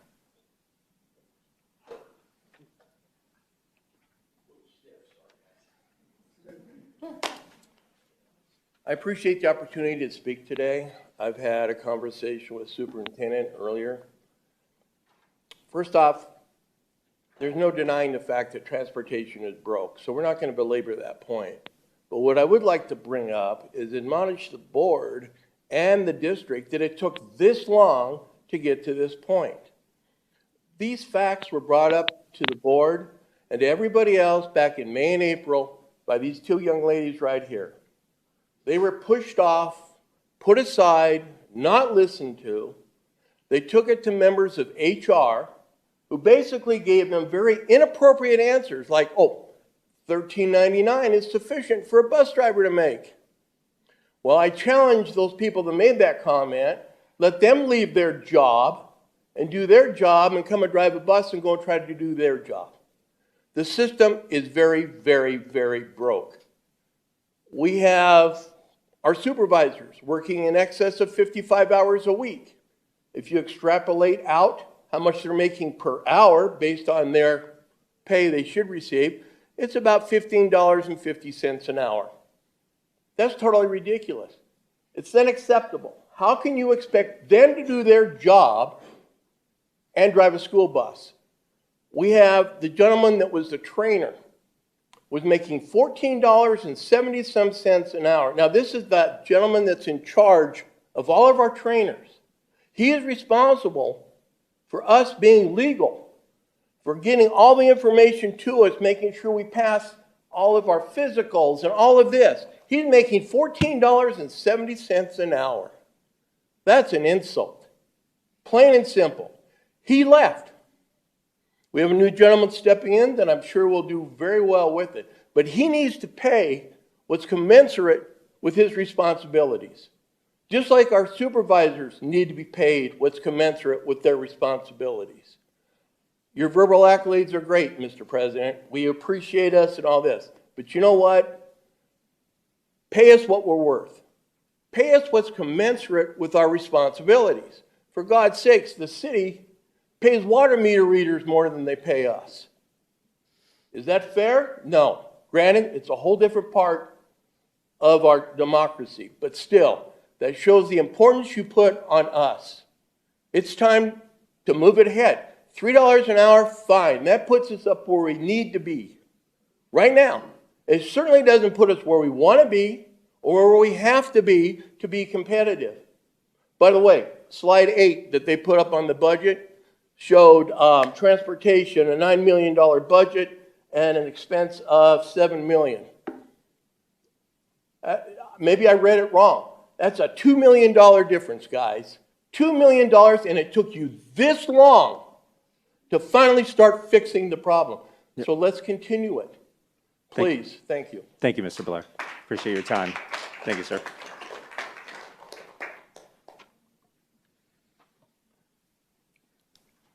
Final public comment tied to this line item is from Nettie Soto.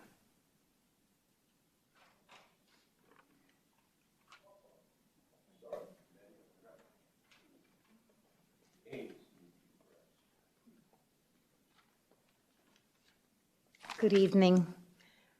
My name is Nettie Soto, and I am a bus driver's assistant.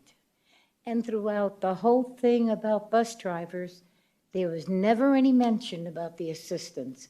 We've been ignored completely. Meanwhile, we stay with the ones that are the special ed.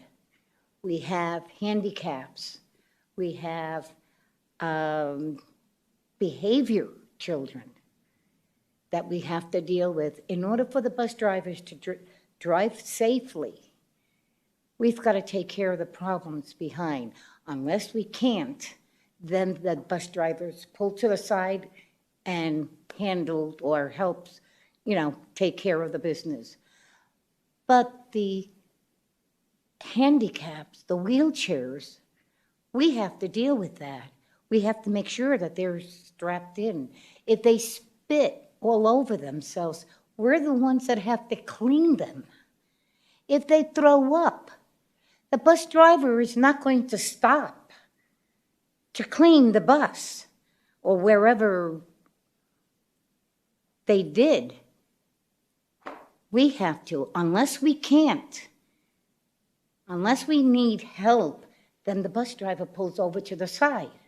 And I know this because I used to be a bus driver. I drove in New York, in Long Island, New York, for 7 years, and I know what it is to be a bus driver. But I also know what it was to have my assistants be ready. But in all this conversation, and even at the yard, when all the meetings, it's the bus drivers, and never, not one word about the assistants. And I think we deserve a break also. I think we deserve an increase. At least $1.50 more. I've been working with Peoria since 2005. I accepted the 7 years of no raise. And then after that, just a 1% increase each time? Do you know that an assistant coming in today, being hired, makes $1 less than I do, and I'm here 17 years? Boy, that hurts. That really hurts. That's all I have to say. Thank you. Thank you, Ms. Soto. You I talk to. Forgot about you, I'm sorry. That is true, the age group. Thank you. Left out, guys. Board members, questions, comments? Ms. Hill? I really do have to agree. This is a difficult job. I mean, I think it's a more difficult job than maybe some people can imagine. I personally can't imagine driving a bus full of kids the parents have put into my care to make sure they get from point A to point B. There's no seat belts on the buses. Kids may not stay in their seats, all those types of issues. I have a lot of respect for bus drivers, and I do think it's important that we get them up to a competitive rate so that we can be competitive with other school districts and that we respect the job that they have because, like I said, I think it's imperative that they get recognized for the job that they do and that we appreciate the fact that our kids are getting safely from point A to point B. And if something goes wrong with the bus, they take care of the kids on the bus until help comes and all these things. So I'm in total agreement with the raise for what should be expected for the great work that they do. Thank you. Thank you, Ms. Hill. Dr. Sorensen? Yeah, I support this effort, and I would just, remind people and go back to Nettie's point and Amanda's point that we have a lot of work to do across the board along all of our classified staff. I mean, I'm sure we have a number of instructional system positions that are not open that work directly with kids, but I would say that goes up and down the board. As a Peoria district, our pay is often not comparable to surrounding districts. So I would just thank the members who voted yes on the override because that's going to provide some of that financial compensation that we need. So I'm definitely going to support this, but I also understand that through the work of that compensation committee, some people may have to make some sacrifices to help boost up some of our classified people just because it's across the board. So it's much larger than just school bus drivers, although I support this effort, and I'll be voting yes. Thank you. Thank you, Dr. Sorensen. Ms. Underhill, questions, comments? Well, first, just thank you to all of you that came and spoke to us and have spoken to us before. Your work is great. We appreciate it, as everybody has said. And I just would echo the comments of Dr. Sorensen around, this is critical, absolutely, at this time. And so many of our positions are critical and make such a difference in our kids' lives. So I know that this is obviously a very timely thing. I want to make sure as we're moving forward and fully support the pay raise, if we are able to do anything in regard to an additional increase in regard to the supervisors and trainers, because obviously that's a critical need in order to get us staffed up, I would like to entertain that as well. And I also just wanted to make sure, I know that our financial staff has been working very continuously to try to figure out how can we, I don't know if we're going to, I don't know how we're going to revise our grades and that kind of thing, but obviously across the board we have to figure that out. So I just wondered if we might get a little information about a timeline on when we would expect kind of a plan on that. Thank you, President Sandoval. Mrs. Underhill, if I may clarify, in this evening's recommendation, supervisors are also included in the recommendation for current employees who are serving as a transportation supervisor because of the requirement that those positions hold a CDL and have the ability to drive a bus, that they also receive a $3.01 hour equivalent of an hourly increase. And so I just want to clarify the supervisors are included in this recommendation. Thank you for that, Ms. Myers. Okay, so that would make them, I'm sorry, so would that make them like commensurate with other districts in regard to that position? Our transportation, Thank you, President Sandoval, Mrs. Underhill, members of the governing board. Our transportation supervisors are not hourly employees. They're exempt, so they're on a different salary schedule. We also do have a few supervisors who receive a stipend. So I would not this evening be able to provide a comparison to other districts. We can certainly provide that in a Friday report. They're not hourly, they're classified exempt salaried positions, but they would receive the equivalent within their salary, within their calendar, their hours working each year, an increase of $3.01 to their equivalent hourly rate. Great, thank you. Yeah, I just think that's obviously critical in order to get the rest of our staff on. And then if you could just speak a little bit about sort of the planning and the work that's being done to sort of, revise our classified grade system and that kind of thing. That'd be great. Thank you, Mrs. Underhill. I can do that. We shared recently in a Friday report to the board that we had reconvened our budget team. And I should clarify, it's a work group of stakeholders, 32 plus members of our certified, classified, and administrative staff who work alongside administration through the budget process each year. And we've reconvened early. Normally we start that work in December, January. We started on October 6th. We have meetings on the books for the rest of this month, November through December. Of course, pending the board's meeting schedule in January, we'll agendize our meetings accordingly to have the timing in place for recommendations to the board. With that, we talked about a priority to look in our early meetings at classified compensation and the compression, especially the impacts of Prop 206, the minimum wage increases. Again, I've shared we went from $8.05 in 2017 to $12.80 an hour in January of 2022. So we've had grades that have collapsed. We've shared this information with you in the past. And of course, not getting too far off of an agenda topic, I can highlight that our classified are a priority, that our early work is focusing on classified staff with the intention to bring updates and recommendations at the December 9th board meeting. Of course, there are factors that come into play in addition to that. With the legislative update that I'm going to provide, you'll see that there's a concern related to the constitutional expenditure limit and Prop 301. So I'm going to speak to that in detail and some action that needs to take place that we're navigating. All that being said, we do plan to bring a recommendation December 9th on what's possible with available funding. So much of this is due to our override renewing. We have a 13% override compared to surrounding districts that have a 15%. That's a delta of about $4.5 million a year. And with that, that's a brief update. We'll provide more information as it becomes available.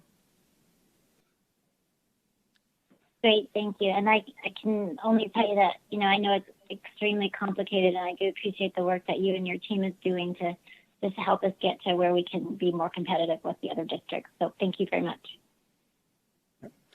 Thank you, Ms. Underhill. Representative Pingarelli. Well, thank you. And since I have been on the board, I have been supportive of all classified staff. I am supportive of this tonight. If you remember on the September 9th board meeting, we had given stipends out. I tried to funnel more money towards the classified. At that point, we had given $3.8 million out for certified administrators. I wanted to be able to include more money into classified. They weren't part of the 2020. So as long as I'm on the board, I will always be supportive of classified. Thank you. Thank you, Representative Pingarelli.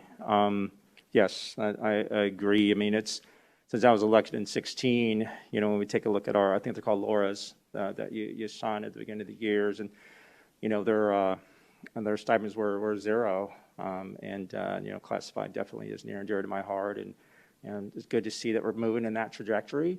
But without question, I mean, I think there are a lot of opportunities for us to uplift all of our employee groups without question. But as we have this discussion, I hear a lot about how we're comparing ourselves to other districts.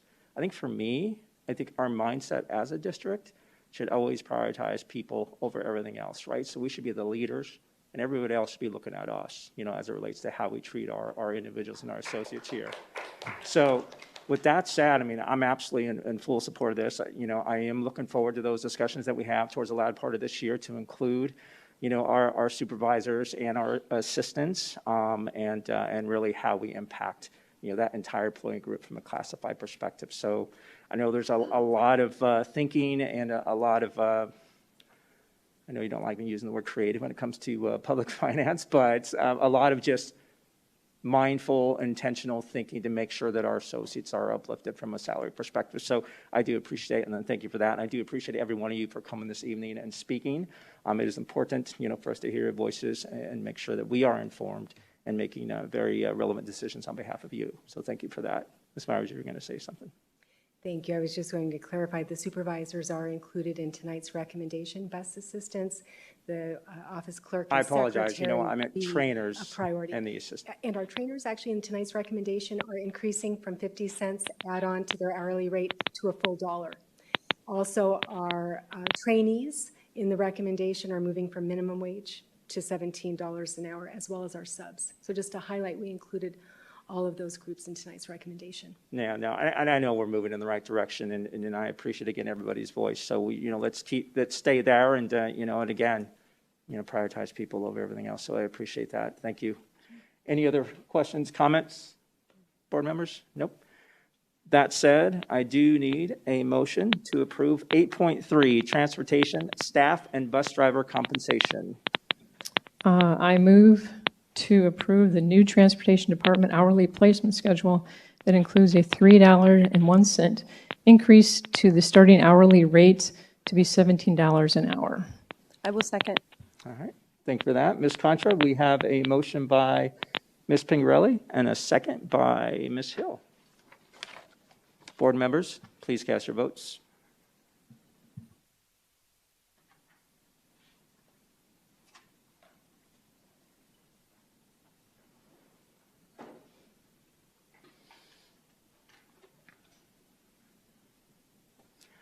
Motion passes 5-0. Thank you, board members.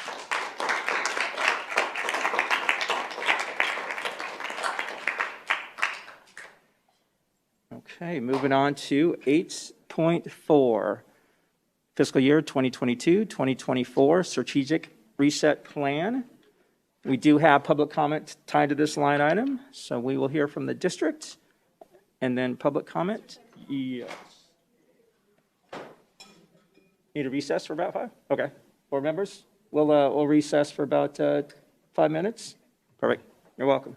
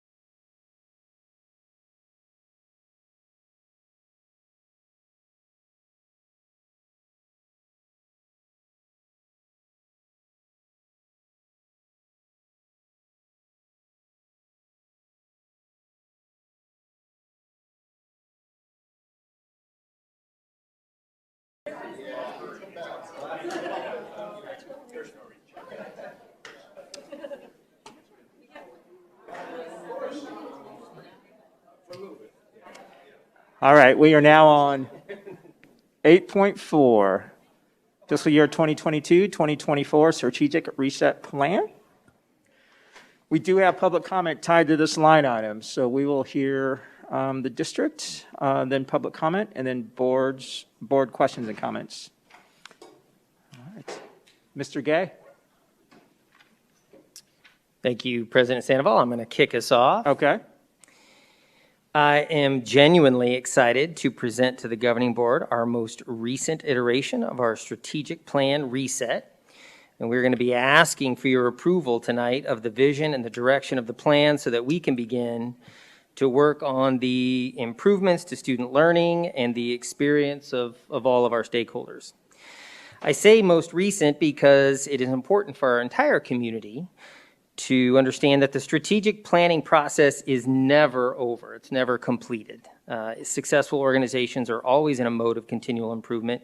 And as a successful organization, we will be continually monitoring our plan, adapting it based on the factors that we face year in and year out. This 3 to 5 year plan will be a guide as we focus our attention and we prioritize our resources. It will serve as a roadmap as we position ourselves to reclaim our seat as a premier school district in the West Valley and in the state of Arizona.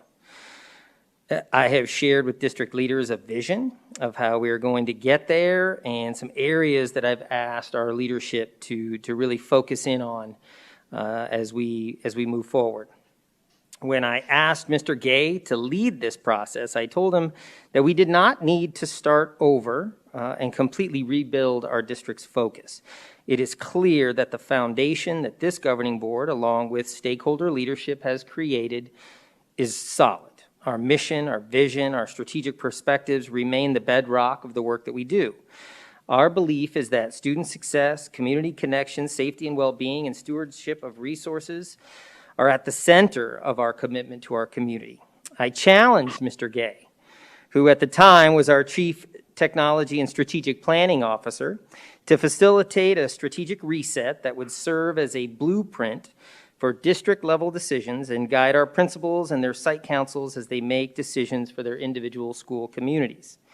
I also challenged him to have all of this work completed by his retirement, which, as we heard earlier, is tomorrow. We began by focusing on our recovery from the lost learning opportunities that we've experienced due to COVID. We will continue to ensure that we are providing an engaging, rigorous, and safe learning environment for our students, and ensure that there would be a system in place to communicate our work, seek feedback, and assess our effectiveness. We established a timeline to reflect, reimagine, restart, and rebuild, or rather reset, our plan. We have shared our progress with the governing board throughout the process, and we've sought feedback not only from you, but from district stakeholders as we continue to reach out, and we continue to reach out to our community members through school site councils. I'm confident that with your approval, the hard work and the strategic thinking that went into this plan will move us in a positive direction. I want to publicly thank Mr. Gay for accepting this challenge and for the extraordinary job he has done. This will be a significant part of his legacy in Peoria schools. And with that, I will turn it over to Mr. Gay to walk you through our plan. Well, thank you, Dr. Reynolds, and President Sandoval, members of the governing board, and colleagues and visitors. I appreciate the opportunity to go through this. Dr. Reynolds has kind of laid out the process that we went through, and I'm going to kind of start right after that first phase, reflect, where we, as its name implied, reflected on what had happened, not only with the pandemic, but what had happened with Peoria and where we were with our achievement and success and the four perspectives that were shared earlier.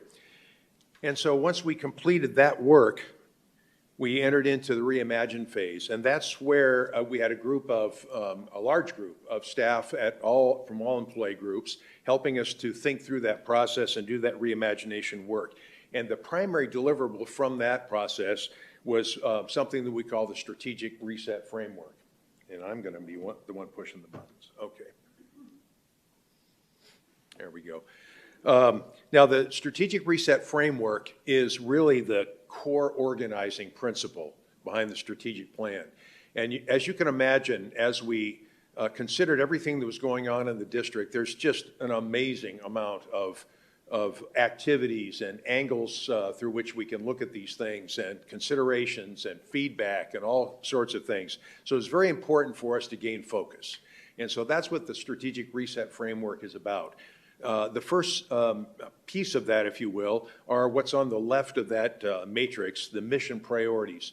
Mission priorities, as the name implies, are those programs that directly impact the mission that we have in the school district. And of course, the very first one of those is the reason that we're here, teaching and learning. And so the first of those being our reimagined teaching and learning program. We also know that safe and welcoming schools are a major part of one of the 4 strategic perspectives. Extremely important that our students are in safe in schools and that they feel welcome when they're there. The long-range planning that goes into facilities master planning is enormously important, as our facilities are arguably the most visible part of the presence of the school district within the community. It's also important to continue on and improve on the quality, transparency, and authenticity of our communications with the community, our connectedness with the community. And that's the 4th of those. And then finally, none of this happens without a comprehensive funds and resource management program. And we've looked at ways to dramatically improve the processes that we use for doing that. I'm going to step through, actually, before I get there, got ahead of myself for a moment. Along with the 5 mission priorities, the team identified 4 transformation drivers. Now, I'm showing those in a sort of a perpendicular fashion to the mission priorities because these are programs as well, but these are programs that support fully all of the mission priorities. So they run through, as kind of the arrows indicate, they run through all of those mission priorities. They actually support everything that we do in the school district. And so we looked at where were not only areas where we could improve, but really equally and maybe even more importantly, where are things that we can do to transform the way that we do the work into a modern 21st century school district that's ready to take that seat of leadership at the national level. And so one of those areas, the first one is leadership and organizational development. We wanted to focus on how we grow leaders and how we set up our organization to be flexible. Secondly, and equally as important, is that we have to have a modernized, sustainable workforce. We certainly understood during the pandemic that we had a lot of room to grow in terms of giving not only our teachers, where it was probably most obvious, but also our entire staff, their technology skills, their ability to operate in this new environment. Data is extraordinarily important to making sure that we're problem solving effectively, that we are driving student-centered shared decisions as part of Dr. Reynolds' vision, and that in general, we're using data to inform everything that we do on a daily basis. And then finally, the work is never done in terms of modernizing our IT environment. We were able to pull off, if you will, going virtual overnight, and as we came back to school, we've been able to thankfully acquire a lot more devices and technology for our students to use, as well as modernized technology for our teachers to use. But that work never stops. We have to increase the capacity of our infrastructure to support the increased demands that technology is placing on that. So I'm going to quickly go through those mission priorities and transformation drivers just at a kind of a high level. I'm going to spend probably a little more time on this than I will on the others, because this, after all, the Reimagined Teaching and Learning Program, this is the reason that we're here. It's the core of what we do, and it's the most important thing that we do, and it's the one that leads clearly to student success if we do it well. And there's really 3 areas that we're focused on there, and certainly one of those is to address the learning disruption that's occurred as a result of the pandemic. And as we pointed out earlier, reaching well beyond recovery into a much higher and better trajectory for doing that. Now, one of the best ways that we do that is through extending time with our students in teaching and learning, and primarily through tutoring programs as well as summer programming, as the summer program we had this past summer and on into the years 2 and 3 of the strategic plan. At the same time, we need to improve results by changing what happens in the classroom. We talked extensively about we can't change anything. We can't improve anything in terms of student success if we don't change what happens in the classroom, because that's where it all starts. And so one of the most important things, and all this is research-based, but one of the most important things is by focusing more on small group instruction and focusing on differentiated instruction, which supports a richer examination of individual student needs and strengths. And then also, one of the things we learned during the virtual time and then as we came back in person was that while we certainly know that a lot of students struggled with the virtual option, but there were a lot of students that actually flourished with that. And so it's important that we continue to offer virtual instruction as a choice for those families and those students where it makes sense. And then lastly, in this particular area, we need to improve the level of rigor and student engagement through adoptions of core materials as well as supplemental materials, adoption of digital modern 21st century materials, and then also considering specifically looking at our grades 6 through 8 and considering the idea of moving to a middle school type program rather than 3 more years of elementary school, which is kind of what we have today. And so those are the areas that we're really focused on within our teaching and learning program. Moving on, I mentioned earlier that one of the perspectives that was shared earlier is safety and well-being, and one of our mission priorities is called Safe and Welcoming Schools. Since 2018, when we got more serious about safety, we've certainly done a lot of work in that area. We've made a lot of physical changes to our schools to make them safer.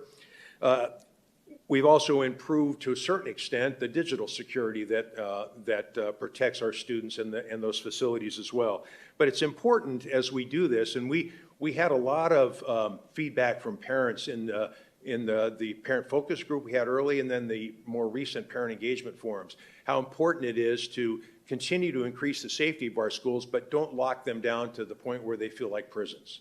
And so what we really want to do is make sure that at the same time we're creating safe environments for our students, that we're also creating environments that they want to be in. They feel welcomed. And that's not just the building, but it's the staff, the attitudes, and the way that they're welcomed when they come to school each and every day. And that, of course, transcends right over to the families and the parents. We want our parents to feel happy and excited about sending their kids to our schools. And so there's some programs and strategies that we're focusing on in that area as well. Facilities master planning is different in some ways than some of the other programs I'm talking about because it has a much more long-term focus. It's also very difficult and it depends a lot on external factors that we don't have necessarily a lot of control over. Some of those things have to do with population and demographic shifts, where the growth is in the district's attendance area, whether our citizens are supportive of the idea of bonds and building more schools and all those things. So they all go into the facility master planning process. But it's important that we, as we think of that and as we consider the fact that we want to create more modern and reimagined teaching and learning programs, we have to make sure that our facilities are up to supporting those environments. And so we have to look at making sure that they're equipped in a proper way and that they're set up so that our classrooms are flexible and our teachers have the ability to change and on a daily basis meet the needs of our students. So we want to align our master planning with the needs of the Reimagined Teaching and Learning program. Long-term also, it's important, and I mentioned these things already, the changing demographics and the nature of the society as we move forward. And of course, that includes continuing on the work that was started with the Facility Master Planning Committee so that we can go forward and make sure that we're utilizing our facilities in the most cost-effective way possible. And then finally, it's important that we don't just look within, but we also look outside of the district for opportunities to partner with other entities for shared space. There's no need for, just as a simple example, there's no need for the city of Peoria and the Peoria Unified School District necessarily to have separate transportation facilities. So if we're looking at growth in part of the district, we should look at sharing facilities to save cost and make things more efficient. So we'll continue to work through those master planning activities as we go through this. I mentioned earlier that it's important that we not only continue, but to improve the quality of our connectedness with the community. and that certainly is based almost entirely on communication with our community, two-way communication, I might add. We got a lot of feedback in our parent engagement forum in a couple of areas. One of them has to do, and in fact, almost all the parents said that they appreciate all of the communications they get, but they feel like we can make better use of the various media that are available to us, because as you can imagine, everybody communicates differently in a variety of ways. So it's important that we're using all of those media effectively as we go forward, and that takes modernizing the tools that we're using to do that communication. The other feedback that we've had is that we need to reach out to those components of the community that don't necessarily have students or children in our schools. There's a very large percentage, the number you've heard before, 70% of the households in the Peoria attendance area that don't have children in our schools. But nonetheless, they're members of the community and they benefit more or less from how the schools do. So it's important that we establish a very close relationship with that stakeholder group as well. The business community is another example where we have not done enough in the past, and in fact, Ms. Zeri has launched a business advisory group, which I think meets next week, having their first meeting next week. So that's an area where we need to approve as well. And then finally, it's important that the community knows about our schools. And it's important that to do that, we implement an effective marketing program where we're explaining what our schools are all about, the programs that are offered, the range of opportunities that students have, everything from the core academic subjects to the arts and the athletic programs and other extracurricular activities that are available to them. It's important that the community understands that those things exist. And then the last mission priority I mentioned earlier is that nothing happens at all without a comprehensive funds and resource management program. Now, as a real core strategy to that is this very first bullet, I want to mention this, to implement a formal program management and evaluation process. The district's activities are all organized around programs, whether they're academic programs or administrative, operational. We heard a lot about bus transportation, for example, this evening, as well as our cafeteria operations. There's a lot of programs. But what's important is that we set up a formal program to evaluate the effectiveness of those programs against expectations. That requires that we establish what those expectations are in a measurable way, and that we periodically measure those things, and then we integrate the results of that measurement into what we're calling a hybrid budget development process, so that our budget team and administration can look at those programs and find the ones that aren't performing very well and make decisions. Do we need to eliminate those programs and use that money more effectively somewhere else? Or is the lack of performance simply because they're under-resourced? And so make more intelligent budget decisions as we work through the budget process. Also, obviously, we can't wait and just do this on a year-by-year basis. So we have to have a long-range funding plan and process so that we're not just responding to the latest budget from the state or the latest cut from some grant or whatever it might be. And then finally, we've talked about this in a variety of ways, and certainly it was a topic of conversation tonight. We need to develop and implement strategies for sustaining a modernized workforce and a competitive compensation system. And there's, as we've heard this evening, there's a lot of work to do in that area. Quickly, I'll just go over the transformation drivers. They are, as I said, programs that actively support our mission priorities as well as other activities in the district. But ideally, as we look at strategies to support these drivers, we are selecting strategies and supporting projects that will cause us to transform the way that we support those mission priorities and the way that we actually do the work within those programs. I mentioned earlier one of the most important things we need to do, and this came out all the way back in the reflect phase, through reimagine, in our restart phase, and moving forward, was the idea of doing a better job of developing strong leaders. Leaders who are unafraid to make tough decisions and who understand that they'll be held accountable for those decisions, and a whole process to make sure that that accountability does in fact happen, and that we're developing a bench of leaders to replace those that go on to do other things. Equally important is looking at our organizational structures and developing, and it's not just moving things around on an org chart, but it's developing the organizational skills to respond quickly to changing requirements. It's a flexibility and nimbleness requirement that we need to make sure that we're good at. We've talked about workforce modernization, mostly enough said there, but it's really all about making sure that our workforce has the skills and can sustain the skills that they need to do this work in a 21st century environment.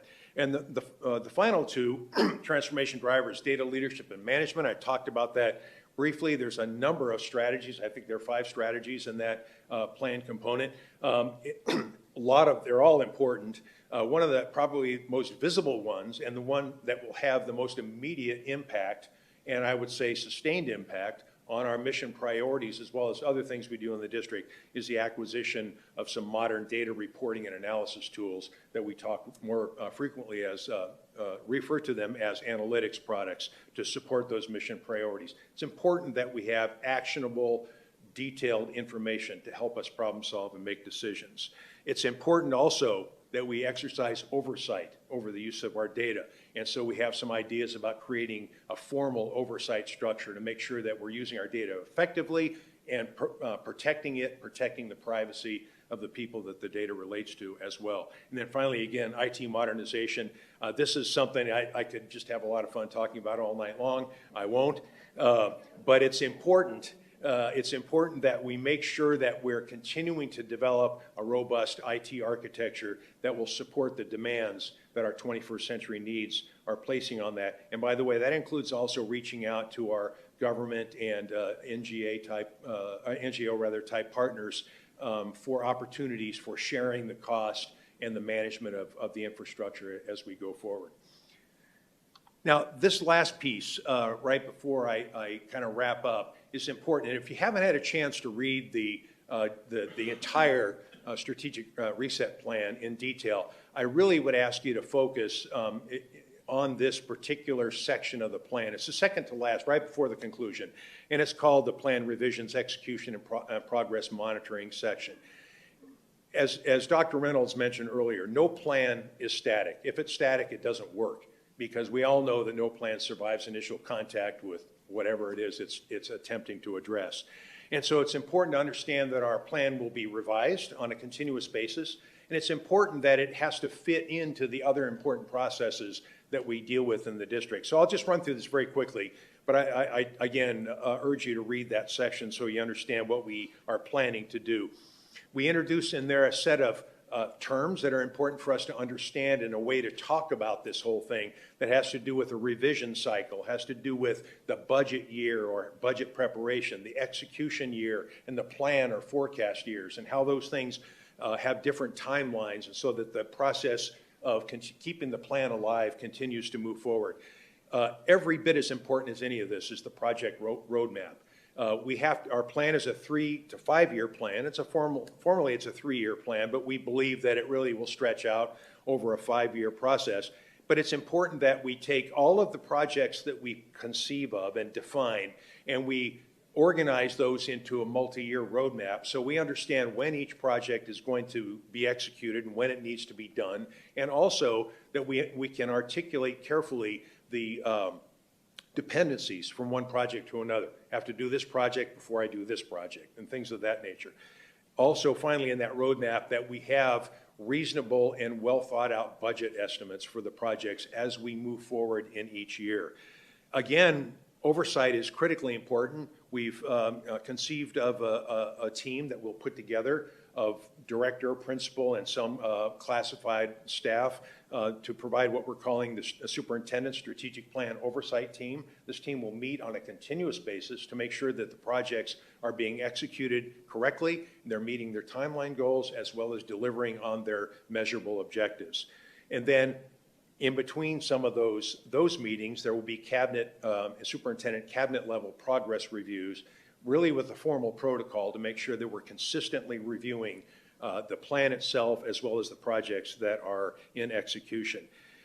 Every bit as important, clearly, is the integration of the planning and the process with our annual budget development process. We've conceived of a process in which in the fall we spend a lot of time refining the budget estimates for the projects that will be considered for execution the following year, so that as that budget committee and the budget team comes together to start doing their work, that project information has been made available to them, becomes part of their planning for that following fiscal year.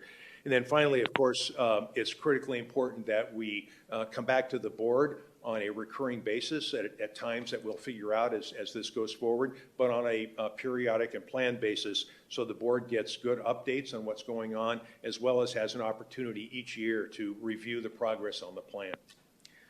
So having said all those things, before I wrap up with the recommendation, I just want to take one moment to thank the many people that have participated in doing this work. We had well over 50 staff members, but also lots of input that we've received from the public. I haven't counted the pages, but I have been reading, I'm in my second time reading through the notes from the parent engagement forums, and I'm thinking there's at least 100 pages of notes. And it's been very interesting to read that, and I'm assured by reading it and reading the comments that we see that we certainly have work that we can improve, but we're on track from a strategic perspective. And I really want to extend my gratitude to everybody who's helped with that, some of whom are here in the room, and I do appreciate that. And so finally, I would like to state that the administration recommendation is that the board vote to adopt the direction, the concepts, and the strategies that are articulated in the FY 2022-2024 Strategic Reset Plan, granting the district approval to commence execution of the plan. And with that, I will stop and move on to the next step. All right. Thank you, sir. As stated, we do have one public comment tied to this line item. We will listen to public comment and then go over questions and comments from the board. This public comment comes from Ms. Heather Champion.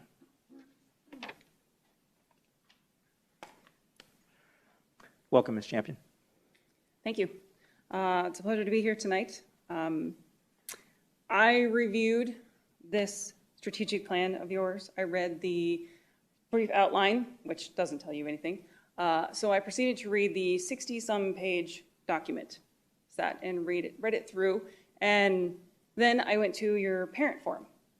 And I'm like, okay, I want to listen and see what you guys have, because there's a lot that's happened in the past year and a half now. You know, as I read through the documents and I sat in this parent forum, I can honestly say I have never been more disappointed. The goal, and I see it written it's written right here. It says, recover from COVID-19 pandemic and operational losses. You guys are more concerned about your operational losses than my kids. I have talked to the schools. I've asked teachers for help. And instead of, mind you, you have 3 ESSER grants totaling $61 million. Let me say that real clearly, $61 million this district is getting. And only 20% of that is required to go to the actual specifically addressing learning losses? Really? We're more concerned with, we want to make sure our staff is welcoming. Let's do educational training on that. Let's spend all this time, money, and resources on training our teachers on doing things. Let's invest in a program to monitor the programs. This sounds logical to you guys? I'm at a loss for this. The focus should be on the learning loss of our children. You want to be the pillar in your community? You want to be that school that's up here that everyone else strives to be? Then do that. Recover from this. Show our children that they are the ones that matter. They are the ones that matter. Not let's put up a pretty new structure right here. Oh, because we want to make the school pretty. No. We care more about your education. We're going to invest in our teachers to spend time after school tutoring our kids. Or better yet, when a parent actually calls and wants a tutor, they have resources for them. I paid $1,400 a month to tutor my kids outside of your poor excuse for an education. $1,400 a month. And you guys get $61 million, and then when I'm at the parent forum, they decide to talk to me about the override. Really? No. You guys get so much money, and it's a shame you have not invested in our kids. It is a shame. I'm appalled. And you know what? It takes a bigger person to stand up against the powers that be and say, no, this isn't right. And it's also a shame that I stand before you tonight and I see not a one of those leaders in front of me tonight. Have a good evening. Thank you, Ms. Champion. Board members, questions, comments? Ms. Hill? Well, I do appreciate the work you put into this. We do have a long ways to go. We did take a big hit with COVID, and I think I mentioned before too, I'm not crazy about the numbers of where our kids are even pre-COVID. So we want to make improvements, I would hope, above and beyond where we were before, you know, so that we can actually, and I think hopefully with some of the things that you have laid out for us, that we will be able to do that with smaller groups and the tutoring and so forth, you know, that we can actually make some improvements for our kids. It's just really hard. I mean, I'm at a loss too with the fact that we just took a big hit from COVID, and we just have to come back a lot from that, you know, and so I think we do need a plan to figure out how we get back on our feet and how we get our kids back into academic, you know, a superior academic realm, and we're just not there at the moment. And I think we do need a strategic plan to do that. So you have to have some sort of resources and plan. And I'm grateful that you're asking the parents their thoughts for that, and that you're getting some input from the community to try to. And I know I've seen that you've actually added some things to the strategic plan to kind of accommodate the community, because we do need to listen to our stakeholders, because they are important, and we're doing this for the kids. We do want them to be better. So I'm like I said, I'm grateful for what you put into this, and hopefully we will see a turnaround after implementation. Thank you. Thank you. Thank you, Ms. Hill. Dr. Sorensen? I look forward to seeing how this strategic plan, I know it's a multi-year plan, but how that marries with our superintendent's goals, which are focused on academic success and those kinds of things. So this seems like the how, and those goals are our measurables to see if we are on track. So I'll be curious to see how your predecessor helps, you know, actualize this as we move forward. So thank you. Thank you. Thank you, Dr. Sorensen. Ms. Underhill, questions, comments on this line item? Yeah, no, I appreciate the, you know, ambitiousness of the plan. I think it's definitely what we needed was kind of this overarching plan. Our district went through a lot in the last year and a half. We stayed open during that time, almost the entire time, and did the very best that we could in so many different ways.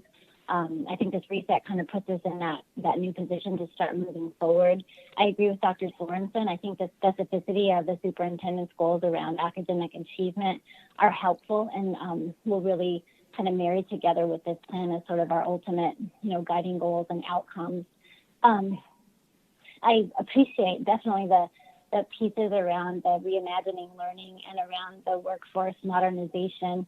One of the questions I have in regard to that is just, you know, we're kind of, sometimes it feels like we're putting a lot of pressure on ourselves and within our organization to kind of figure out some of these things. And these are challenges that the entire country, and I know, you know, the district I work in and every district in the state is dealing with these challenges, because it's not just the impact of COVID, but just the impacts of everything related to it and things before that have really, you know, put some significant challenges into the educational realm. And not only that, but so has the, you know, advent of technology and all the things that we're trying to do digitally. So I guess my question is around how are we partnering with, like, for example, ASU and the Next Education workforce programs that, you know, they're looking into with their schools of education. How are we looking at, you know, some of those partners to help us, you know, kind of go beyond our reimagining within our own walls, and looking, you know, out to that? Because I see the plan around middle school, and I see the plan around,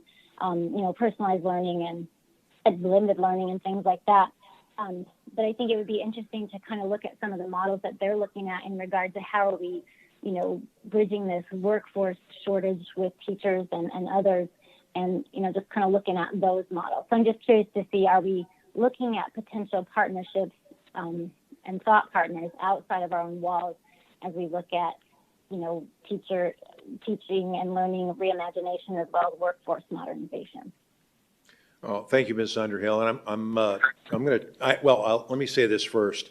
I know that during the many conversations we had in developing the plan, there was a lot of conversation around partnering with academic institutions locally as well as nationally to make sure that we're getting the best research that's available and the best opportunities for growing effective teachers. Having said that, I'm going to turn it over to Dr. Bell to talk a little bit more specifically. Thank you, Mr. Gay. Good evening, Governing Board. Just a quick follow-up to that question, Mrs. Underhill.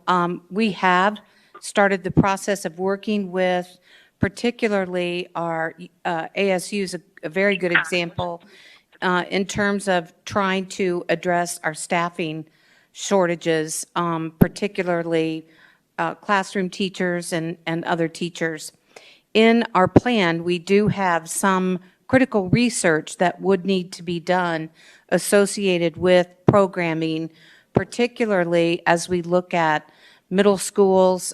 We will be conducting research not only in conjunction with our partners, but also be looking at best practices across the country. So our plans for reimagining definitely include a research component. We have been in touch with some of those higher education partnerships already to begin addressing some of the challenges that's contained in the plan. We'll continue to do that work. Thank you. No, that's great. It's a challenging time to be in education, not just because of the pandemic, but just because there's so many changes in our society. So, I greatly appreciate that, and I just hope that we can connect with those different resources that are available to us so that, we don't have to do it alone. And I think that's important. So thank you for that. Thank you, Ms. Underhill. Representative Pingerelli. Oh, well, thank you very much. Thank you, Mr. Gay, for all your hard work over this past, I think, year and a half or so, 2 years. In terms of the 20% that is being spent to academic success, and I couldn't find it in here, but I know it was mentioned before. That question was asked, I think, by Mrs. Underhill, I think a couple of board meetings ago, and we expect to be spending more than 20%. Way over that, yes. I can comment a little bit on that. Okay, sure, thank you. Yeah, we're kind of looking at each other. The 20% figure that you're referring to is a requirement in that's embedded in the ESSER 3 requirements, if you will, the grant.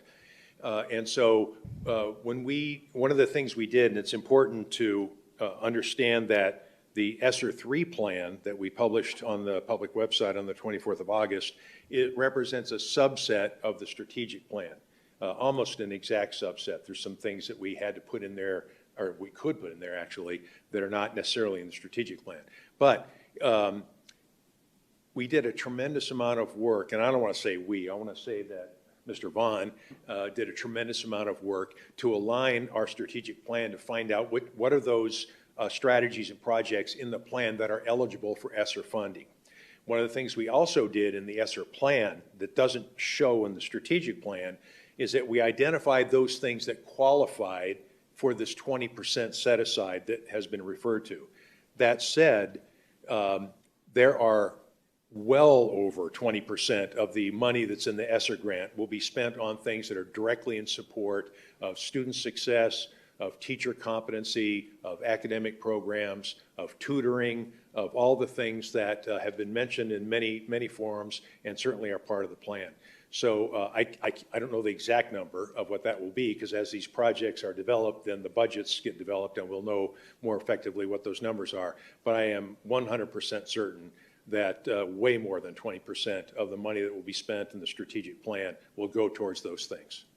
Okay. Yeah, because I know with all of the money that's come in, I think, I don't have the slide in front of me, it's like $74 million that is coming into this district. ESSER 3 is supposed to be used by September 2024. And since I've been on the board, my main priority, besides safety, is academics. Academics is why we're here. And so that's where I feel the brunt of the time, the money, resources should be spent. So, thank you. Thank you, Representative Pingarelli. Mr. Gay, yes, agreed. Thank you for the very, again, comprehensive presentation. I do agree with Dr. Sorensen just around how this does align with the superintendent's goals and really prioritizing student success, more specifically academics.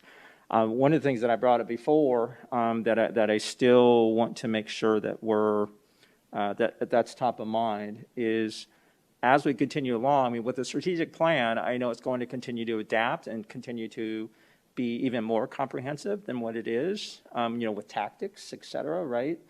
But what I also appreciate is the fact that we also understand that as we go along, it's going to expose potential opportunities and where we may fall, and the ability for us to get back up and adapt during those times is going to be critical, right? That said, I think it would be appreciated by all, as we move forward, to have the strategic plan as a frequent discussion, whether it be on a quarterly basis to understand what those tactics look like and what we are doing to ensure the success of our kids, our teachers, staff, and the district as a whole. And also to, potentially expose opportunities for us as a board, figure out how we can, also support the strategic plan. So, Mr. Gay, thank you again for the details and just, again, the very intentional thought into putting together a plan that impacts really all touch points as it relates to our large organization. Thank you, sir. Any further questions, comments? Ms. Hill? Or Ms. Underhill, sorry. Oh, no, thank you again for all of your work for so long on all of this. So appreciate it. Thank you. Okay. All right. With that said, I do need a motion to approve fiscal year 2022-2024 strategic reset plan.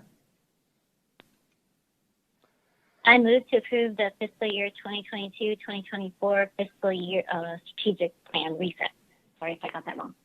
That's okay. I'll second that. Ms. Contra, we have a motion by Ms. Underhill, a second by myself. Board members, please cast your votes.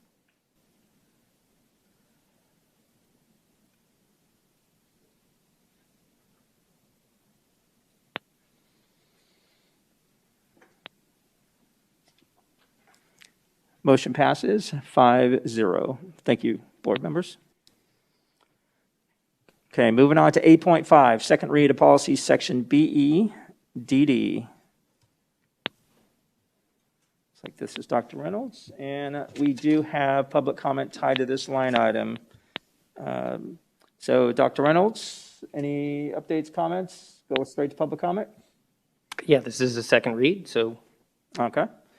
Public comment tied to this line item comes from Ms. Heather Rooks. Welcome, Ms. Rooks. Yep, hello again. I know that you spoke about that this is just a recess of the meeting and that there's only one person that gets to make that decision. I again stand against that because we elected 5 of you. What is the point of having 5 of you up there if only one of them gets to make the decisions? That doesn't make any sense. Recessing the meeting. There are other districts that are doing that. They've been doing that for the past couple months, past year, where they recess the board meeting and they walk out. Some of them go behind the closed doors and finish the board meetings. And they kick the parents out. And it's because they don't want to hear what we have to say. And I think that's wrong. We have a freedom of speech in the United States of America. And you guys trying to have one person make the decisions on who gets to come up here and speak public comment. Who makes that decision of maintaining decorum? Is it just going to be because you don't like what they hear and then you can just recess it? I don't think that that's right. And I mean, I really do hope that this doesn't get through because it It just seems to me that it's another attempt at silencing the community and the parents for speaking up on things related to our kids' education. So just wanted to speak on that again, and I hope that you guys vote against this policy from ASBA. Thank you, Ms. Ricks. That was the only board comment tied to that line item. So board members, questions, comments? Ms. Hill?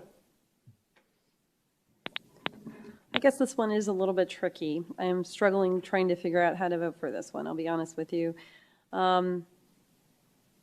I do definitely think that it's important for the community to be able to speak and that we be present for everything that's said and everything that's done. But then on the other hand, if there's some safety issues, maybe a recess is in order, we may not have the opportunity to vote for it. So I'm kind of going back and forth on this one, but I'm definitely an advocate of having people the opportunity from the community to speak and to hear what they have to say and to be present for that and not to have meetings behind closed doors and that sort of thing. So I'm definitely not for something like that. So like I said, I'm struggling trying to figure out where I'm going to draw this line, just to be honest with you. Thank you, Ms. Hill. Dr. Sorensen? Yeah, I guess I've kind of reflected on this a lot, and I think back to that one meeting where we did kind of recess and go back there and then come out and then talked about going digital, and I didn't like how that felt. I didn't like that was. You know, I was never really concerned for my physical safety, and, you know, I'm going to be a no on this one just because I think if we're going to do something like that, you know, we should put our votes out there publicly and let people know where we stand, and if we want to recess, then we should say we want to recess, or we don't, and kind of hold each one of us individually accountable for that. So I'm going to be a no on this one. Thank you, Dr. Sorensen. Ms. Underhill, questions, comments? Yeah, no, I appreciate the comments of the other board members, but I definitely think this is a safety issue. I think the fact that we've had to have numerous conversations this year about how many police officers that we're going to have at our meetings, and the fact that we've been visited by people that aren't, you know, constituents in our community and who have come to kind of, you know, raise trouble and that kind of thing speaks to the fact that there are situations where we may just need to recess. And recess means pause the meeting. It does not mean that we're going to have a meeting behind closed doors. So I guess from my standpoint, I think in the name of safety that this would be a good policy. Thank you. Yeah. Thank you, Ms. Underhill. Representative Pingerelli? Well, I stated my opinion. I'm the last go around on this one. I'm a definite no on this particular ASBA policy. It has nothing to do with you, President Sandoval, but overall, I am just a hard no. I'll leave it there. Gotcha. Thank you, Representative Pingerelli, and I'm glad it has nothing to do with me because my name's not in the polls. So that's good. Yeah, well, you know, whoever sits in the seat, right? So again, for me, I've said it before, it is about safety. I mean, the opportunity for an individual to really assess the environment and make a decision prioritizing the safety of people again. And in addition to that, and we've had it happen, you know, with this board, you know, if there is a health issue with somebody, whether they're in the audience or on the board, where we have to recess very quickly, you know, that gives the board president that opportunity to also recess to, and again, erring towards the health and wellness of an individual who might, you know, be having a health issue at that time as well. So, look, I said it earlier, I think we're probably one of, if not the only, but one of a very few boards that, you know, continue to prioritize the voices of all of our stakeholders. And even during the meeting that I believe Dr. Sorensen was referring to, I mean, we did not recess. We, you know, we maintained the meeting and allowed everybody to speak. And, you know, one of the things I think is also important to understand is, you know, from the call of the public perspective, I mean, it's not something that we're required by law to do, but we do because it's very important to hear the voices of all of our community. We'll continue to do that. So that said, it comes down to really not about silencing any voices, because we've never done that, but it comes down to safety of the individuals who are attending the meetings and even our board. So that's where, you know, my lens is at. So with that said, I mean, you know, I would absolutely support this in that lane. So any other questions, comments, board members? Ms. Underhill? Nope, I'm good. Thank you. All right, thank you.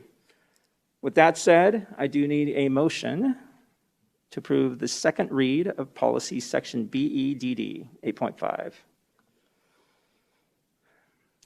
I move I that. move to approve the second read.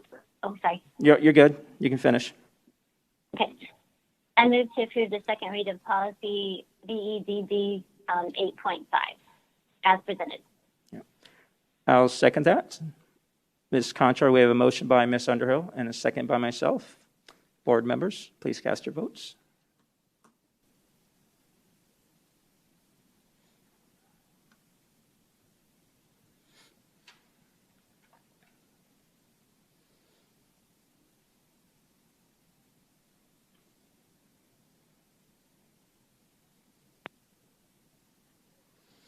And motion fails, 3-2. Thank you, board members. All right, moving on to 8.6, second read of policy section BEDH. Good.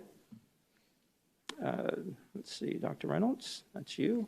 Any further comment on that one? No, sir. All right, no public comment on this particular item. Ms. Hill? Dr. Sorensen? Ms. Underhill, any questions, comments on 8.6? No, thank you. Representative Pingerelli? All right, I don't either. All right, I need a motion to approve 8.6, second read of policy section BEDH. I motion to approve 8.6, section read of policy section BEDH. I'll second that. Ms. Contra, we have a motion by Ms. Hill and a second by myself. Board members, please cast your votes.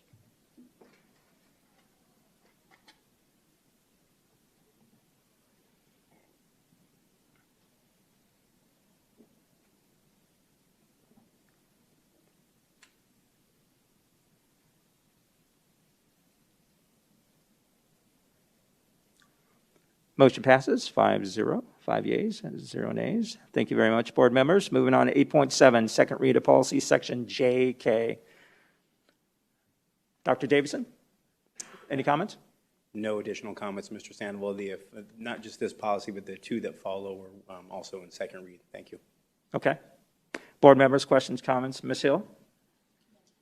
Dr. Sorensen? No? Ms. Underhill, any questions, comments on 8.7?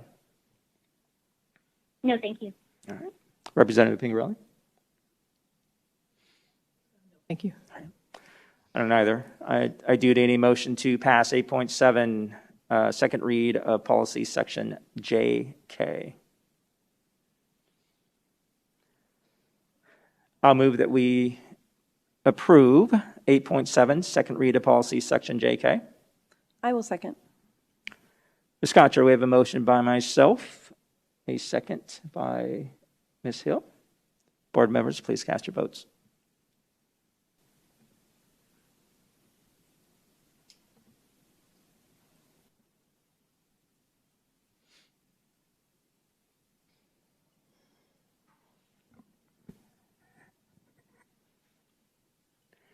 And motion passes, 4 yeas, 1 nay. Thank you, board members. Moving on to 8.8, second read of policy section JKD. Board members, any questions, comments? Ms. Hill? None at this time. Dr. Sorensen?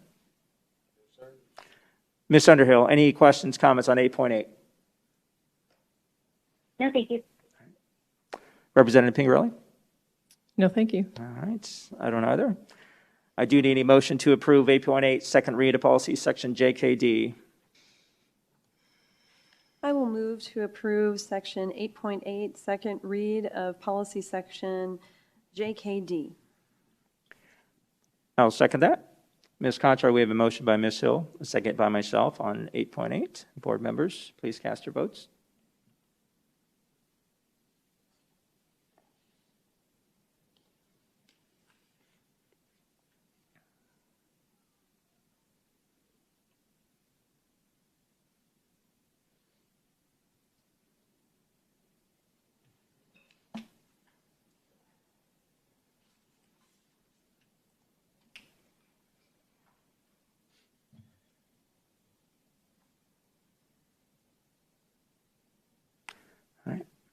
Motion passes, 4 yeas, 1 nay. Thank you, board members. Moving on to 8.9, second read of policy, section JKE. Board members, questions, comments? Ms. Hill? None at this time. All right. Dr. Sorensen? All right. Ms. Underhill, any questions, comments on 8.9? No, thank you. Representative Pingarelli? No, thank you. All right. I don't either. I do need a motion to approve 8.9, second read of policy, section JKE. I move that we approve 8.9, second read of policy, section JKE. I will second. Second. Ms. Contra, we have a motion by myself and a second by Ms. Hill. Board members, please cast your votes.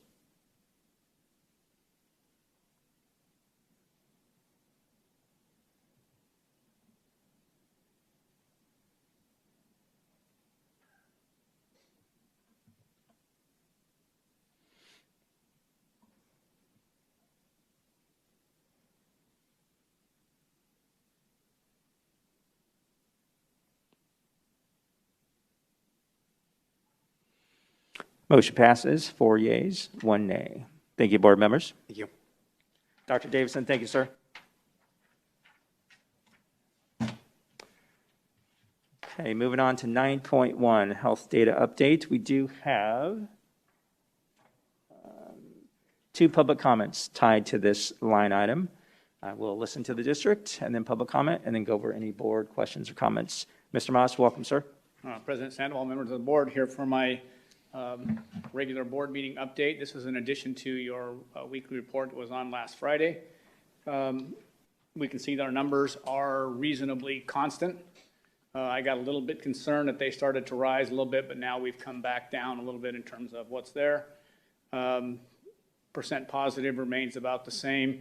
We're not seeing any big changes in any one zip code either as we move through the process and gathering that information also. I consolidated some of the information we would put on multiple slides before. These are our confirmed cases. You ask for them on a weekly basis. You can see that we've reduced dramatically there from 10/8 to 10/13, which is now, but remember we also had Monday off, so that's a shorter time period, and it did not include anything that came in today because we pull that information first thing. So I would caution a little bit on that 85 number of 103 compared to the 164 because there are some day differences and some timing differences on some of those numbers. Close contacts and quarantines remain about the same. Outbreaks, you can see there too. We have not run our instructional change model review this week. And with that, I will stand for any questions that you may have. So as stated, we have a couple public comments on this one, Mr. Moss. So the first public comment tied to this slide item comes from Mr. Josh Gray.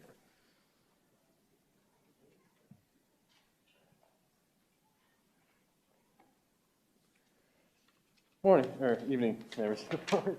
Thanks again for letting me get up here and speak. I'm pretty sure you all know what I'm going to say, so you check your emails, right? I am calling on the board again to take a vote on instituting a mask mandate. As you can see, we're still in the red. Things haven't really changed. And transmission isn't high. A recent CDC study of schools and that CDC study, I don't know if my friend Kristen mentioned it earlier, but that was Maricopa and Pima counties that they were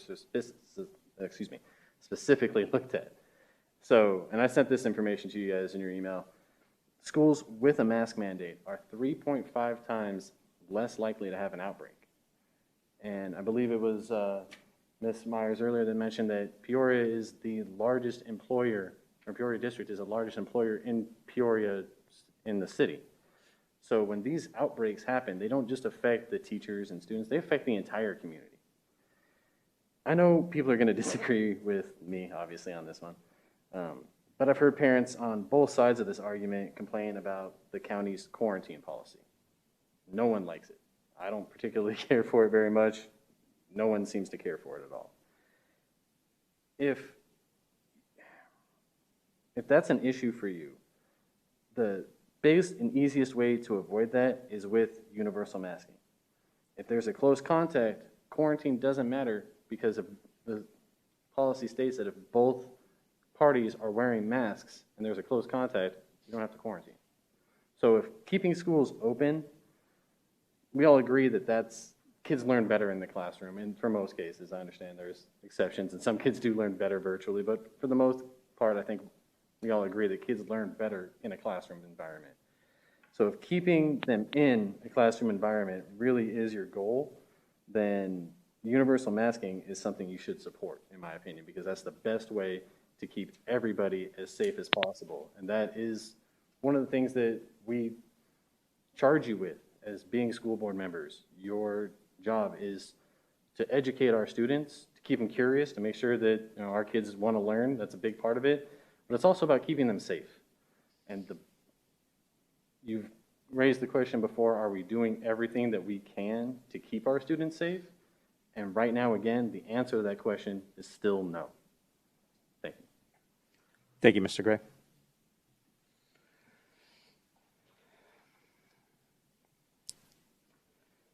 Next public comment tied to this line item comes from Ms. Kristen Frey. How are we doing? 9:30? Woo! You guys think I'm going to come up here and talk about masks, but I have a surprise. It's going to be even better. I'm going to talk about epi curves. Okay. So imagine for a second that you're at a park and you're pushing people on the swing. The first person you push is a 4-year-old who weighs 40 pounds. When you push them, what do? They move. They say, wee! Their feet go up in the air. The second person you push is a football player, and they weigh 250 pounds. If you give them the same push, what's going to happen? They probably won't move much, right? Because it takes more force to get that greater mass moving. The swing here is an analogy for our epi curve, because just like a swing, the epi curve oscillates. And if you look back at our epi curve from December to January, it's really, really spiky. And those spikes mean we have uncontrolled spread. You can even look at individual dates on that epi curve and see those spikes correlate with holidays. So people got together on Christmas, then a week later they got COVID. The cases went up and they decreased quickly. In our analogy, this is the tiny kid on the swings. Whee! Our epi curve now is really different because it's a slow, gradual change. We actually peaked in September, but our cases, as you mentioned, are still really high. That's because we have half the people vaccinated. So half the people are less likely to catch and spread COVID. But unfortunately, we've got this 250-pound guy on the swings, and that's the Delta variant because it is extremely transmissible. It takes a lot of force to get our epi curve moving right now. In our own district, as he mentioned, we have plateaued. Since the week of 9/12, every week we've been between 250 and 270 cases per 100,000. We're not seeing decreases. Last week in our district, we had 192 cases, and that is worse than any week since August 30th. If we want to make our epi curve move and we want to stop the swing, we have to work. If we don't, we're in a long fall and a long winter because it'll take a lot of work to stop the status quo. We're going to remain at this plateau. And this concerns me particularly because the Delta variant usually has a surge length of 40 to 60 days, and we're outside of that. So we're in this slow burn where we're maintaining this high case level. I also want to address an elephant in the room I feel like nobody's talking about, which is the schools in the northern part of the district are performing worse than the southern. If you look at the schools specifically north of Bell, they've had 587 COVID cases, or 4.4% of all students and staff north of Bell. For schools south of Cactus, it's only 2.6%. So the schools in the north are actually performing 40% poorer than the schools in the south when you adjust for population. So what's happening in the north? Is it vaccination status, socioeconomic status? Is it politics? Is it our behavior? I don't know. But I think we need to look at the data harder and look at our actions and make policies that align with those goals of reducing spread. Thank you. Thank you, Ms. Frey. Board members, questions, comments? Ms. Hill? Well, thank you so much for the update on the information. You know, I just questioned what the numbers looked like for the flu a few years ago if they weren't similar. You know, it's just always hard to say because I, think of it as kind of a flu. But I'm glad that we're holding the line and that we're making some progress. So thank you. Thank you, Ms. Hill. Dr. Sorensen?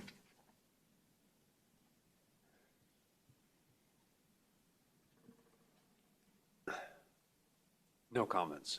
If you guys want to talk, I'll talk to you. All right. Thank you, sir. Ms. Underhill, questions, comments on 9.1 health data update? No, I don't have any comment. Thank you. Thank you. Representative Pringarelli. No comments. All right, thank you. Thank you, board members. Mr. Moss, thank you. Yeah, for me, I know we have a very diligent COVID response team, a very capable and team that continues to adapt to the shifting, I guess, dynamics, if you will, of the pandemic. So I do appreciate that. For me, it's just, continuing to keep our foot on the pedal and talking to those sites, as they see cases rise a little bit and making sure that we're supporting them in a way that is putting our students, our families, teachers, and staff in a position to be safe and successful within our entire footprint, right? So, Mr. Moss, thank you again. Appreciate it.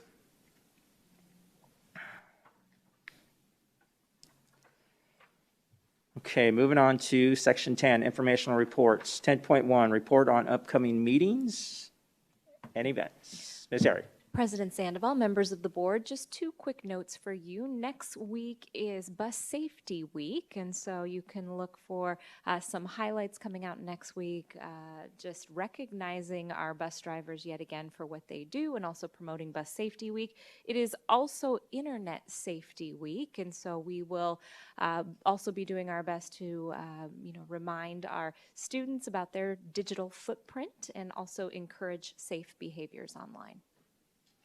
Thank you. Thank you, Ms. Ari. All right, moving on to 10.2, legislative, state, and local updates. Yes, Ms. Myers. Thank you. Good evening again, President Sandoval, members of the governing board, Dr. Reynolds. Proposition 301 expired in 2021 and was replaced by a new classroom site fund sales tax funding structure that was previously approved by the legislature. It was a Senate bill in 2018. Proposition 301 was excluded from the K-12 aggregate expenditure limit in the past, and the new classroom site fund funding structure is not. The Joint Legislative Budget Committee, the JLBC, recently completed an analysis of the K-12 aggregate expenditure limit with the former, with the former Prop 301 revenues falling under the definition of local revenues. So meaning it didn't used to be part of the calculation, now it is.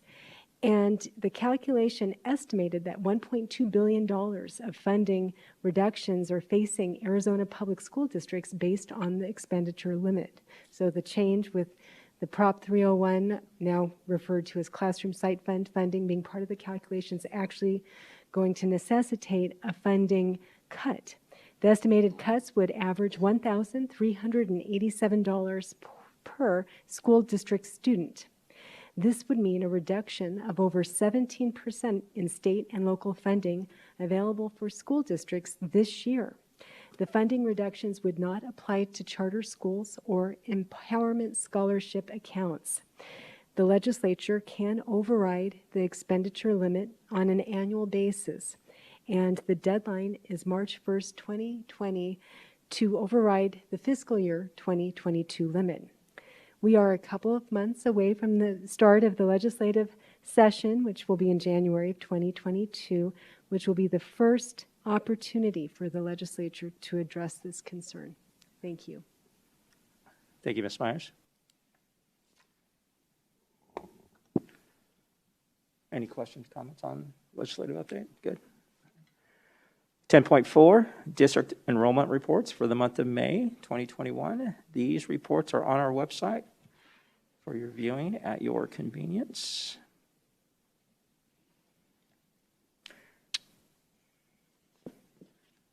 I think I missed 10.3, didn't I? Yeah, so 10.3 also, so budget, facilities, planning, and construction report is also on our website for your viewing at your convenience as well. Moving on to 11, other business. 11.1, board member opportunity to readdress agenda items. Ms. Hill, any items that you would like to readdress this evening? No, thank you. All right, Dr. Sorensen. No, sir. All right. Ms. Underhill? No, thank you. Representative Pingerelli? No. No? I don't either. Thank you.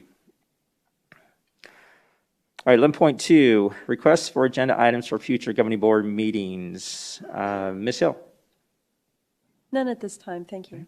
Dr. Sorensen? No, sir. All right. Ms. Underhill, any items that you'd like to request for a future governing board meeting? No, thank you. I'm good. Representative? Okay. I don't either at this moment. Okay, moving on to section 12, 12.1, adjournment. I do need a motion to adjourn this meeting at 9:40 p.m. I will move that we adjourn this meeting at 9:40 p.m. I will second. Ms. Contra, we have a motion by myself and a second by Ms. Hill. Board members, please cast your votes.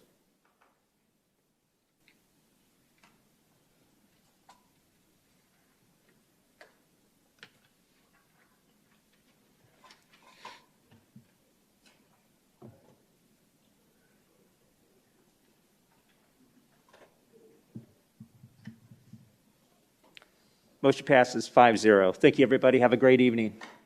Mr. Gay, it's been an honor. Yes, sir.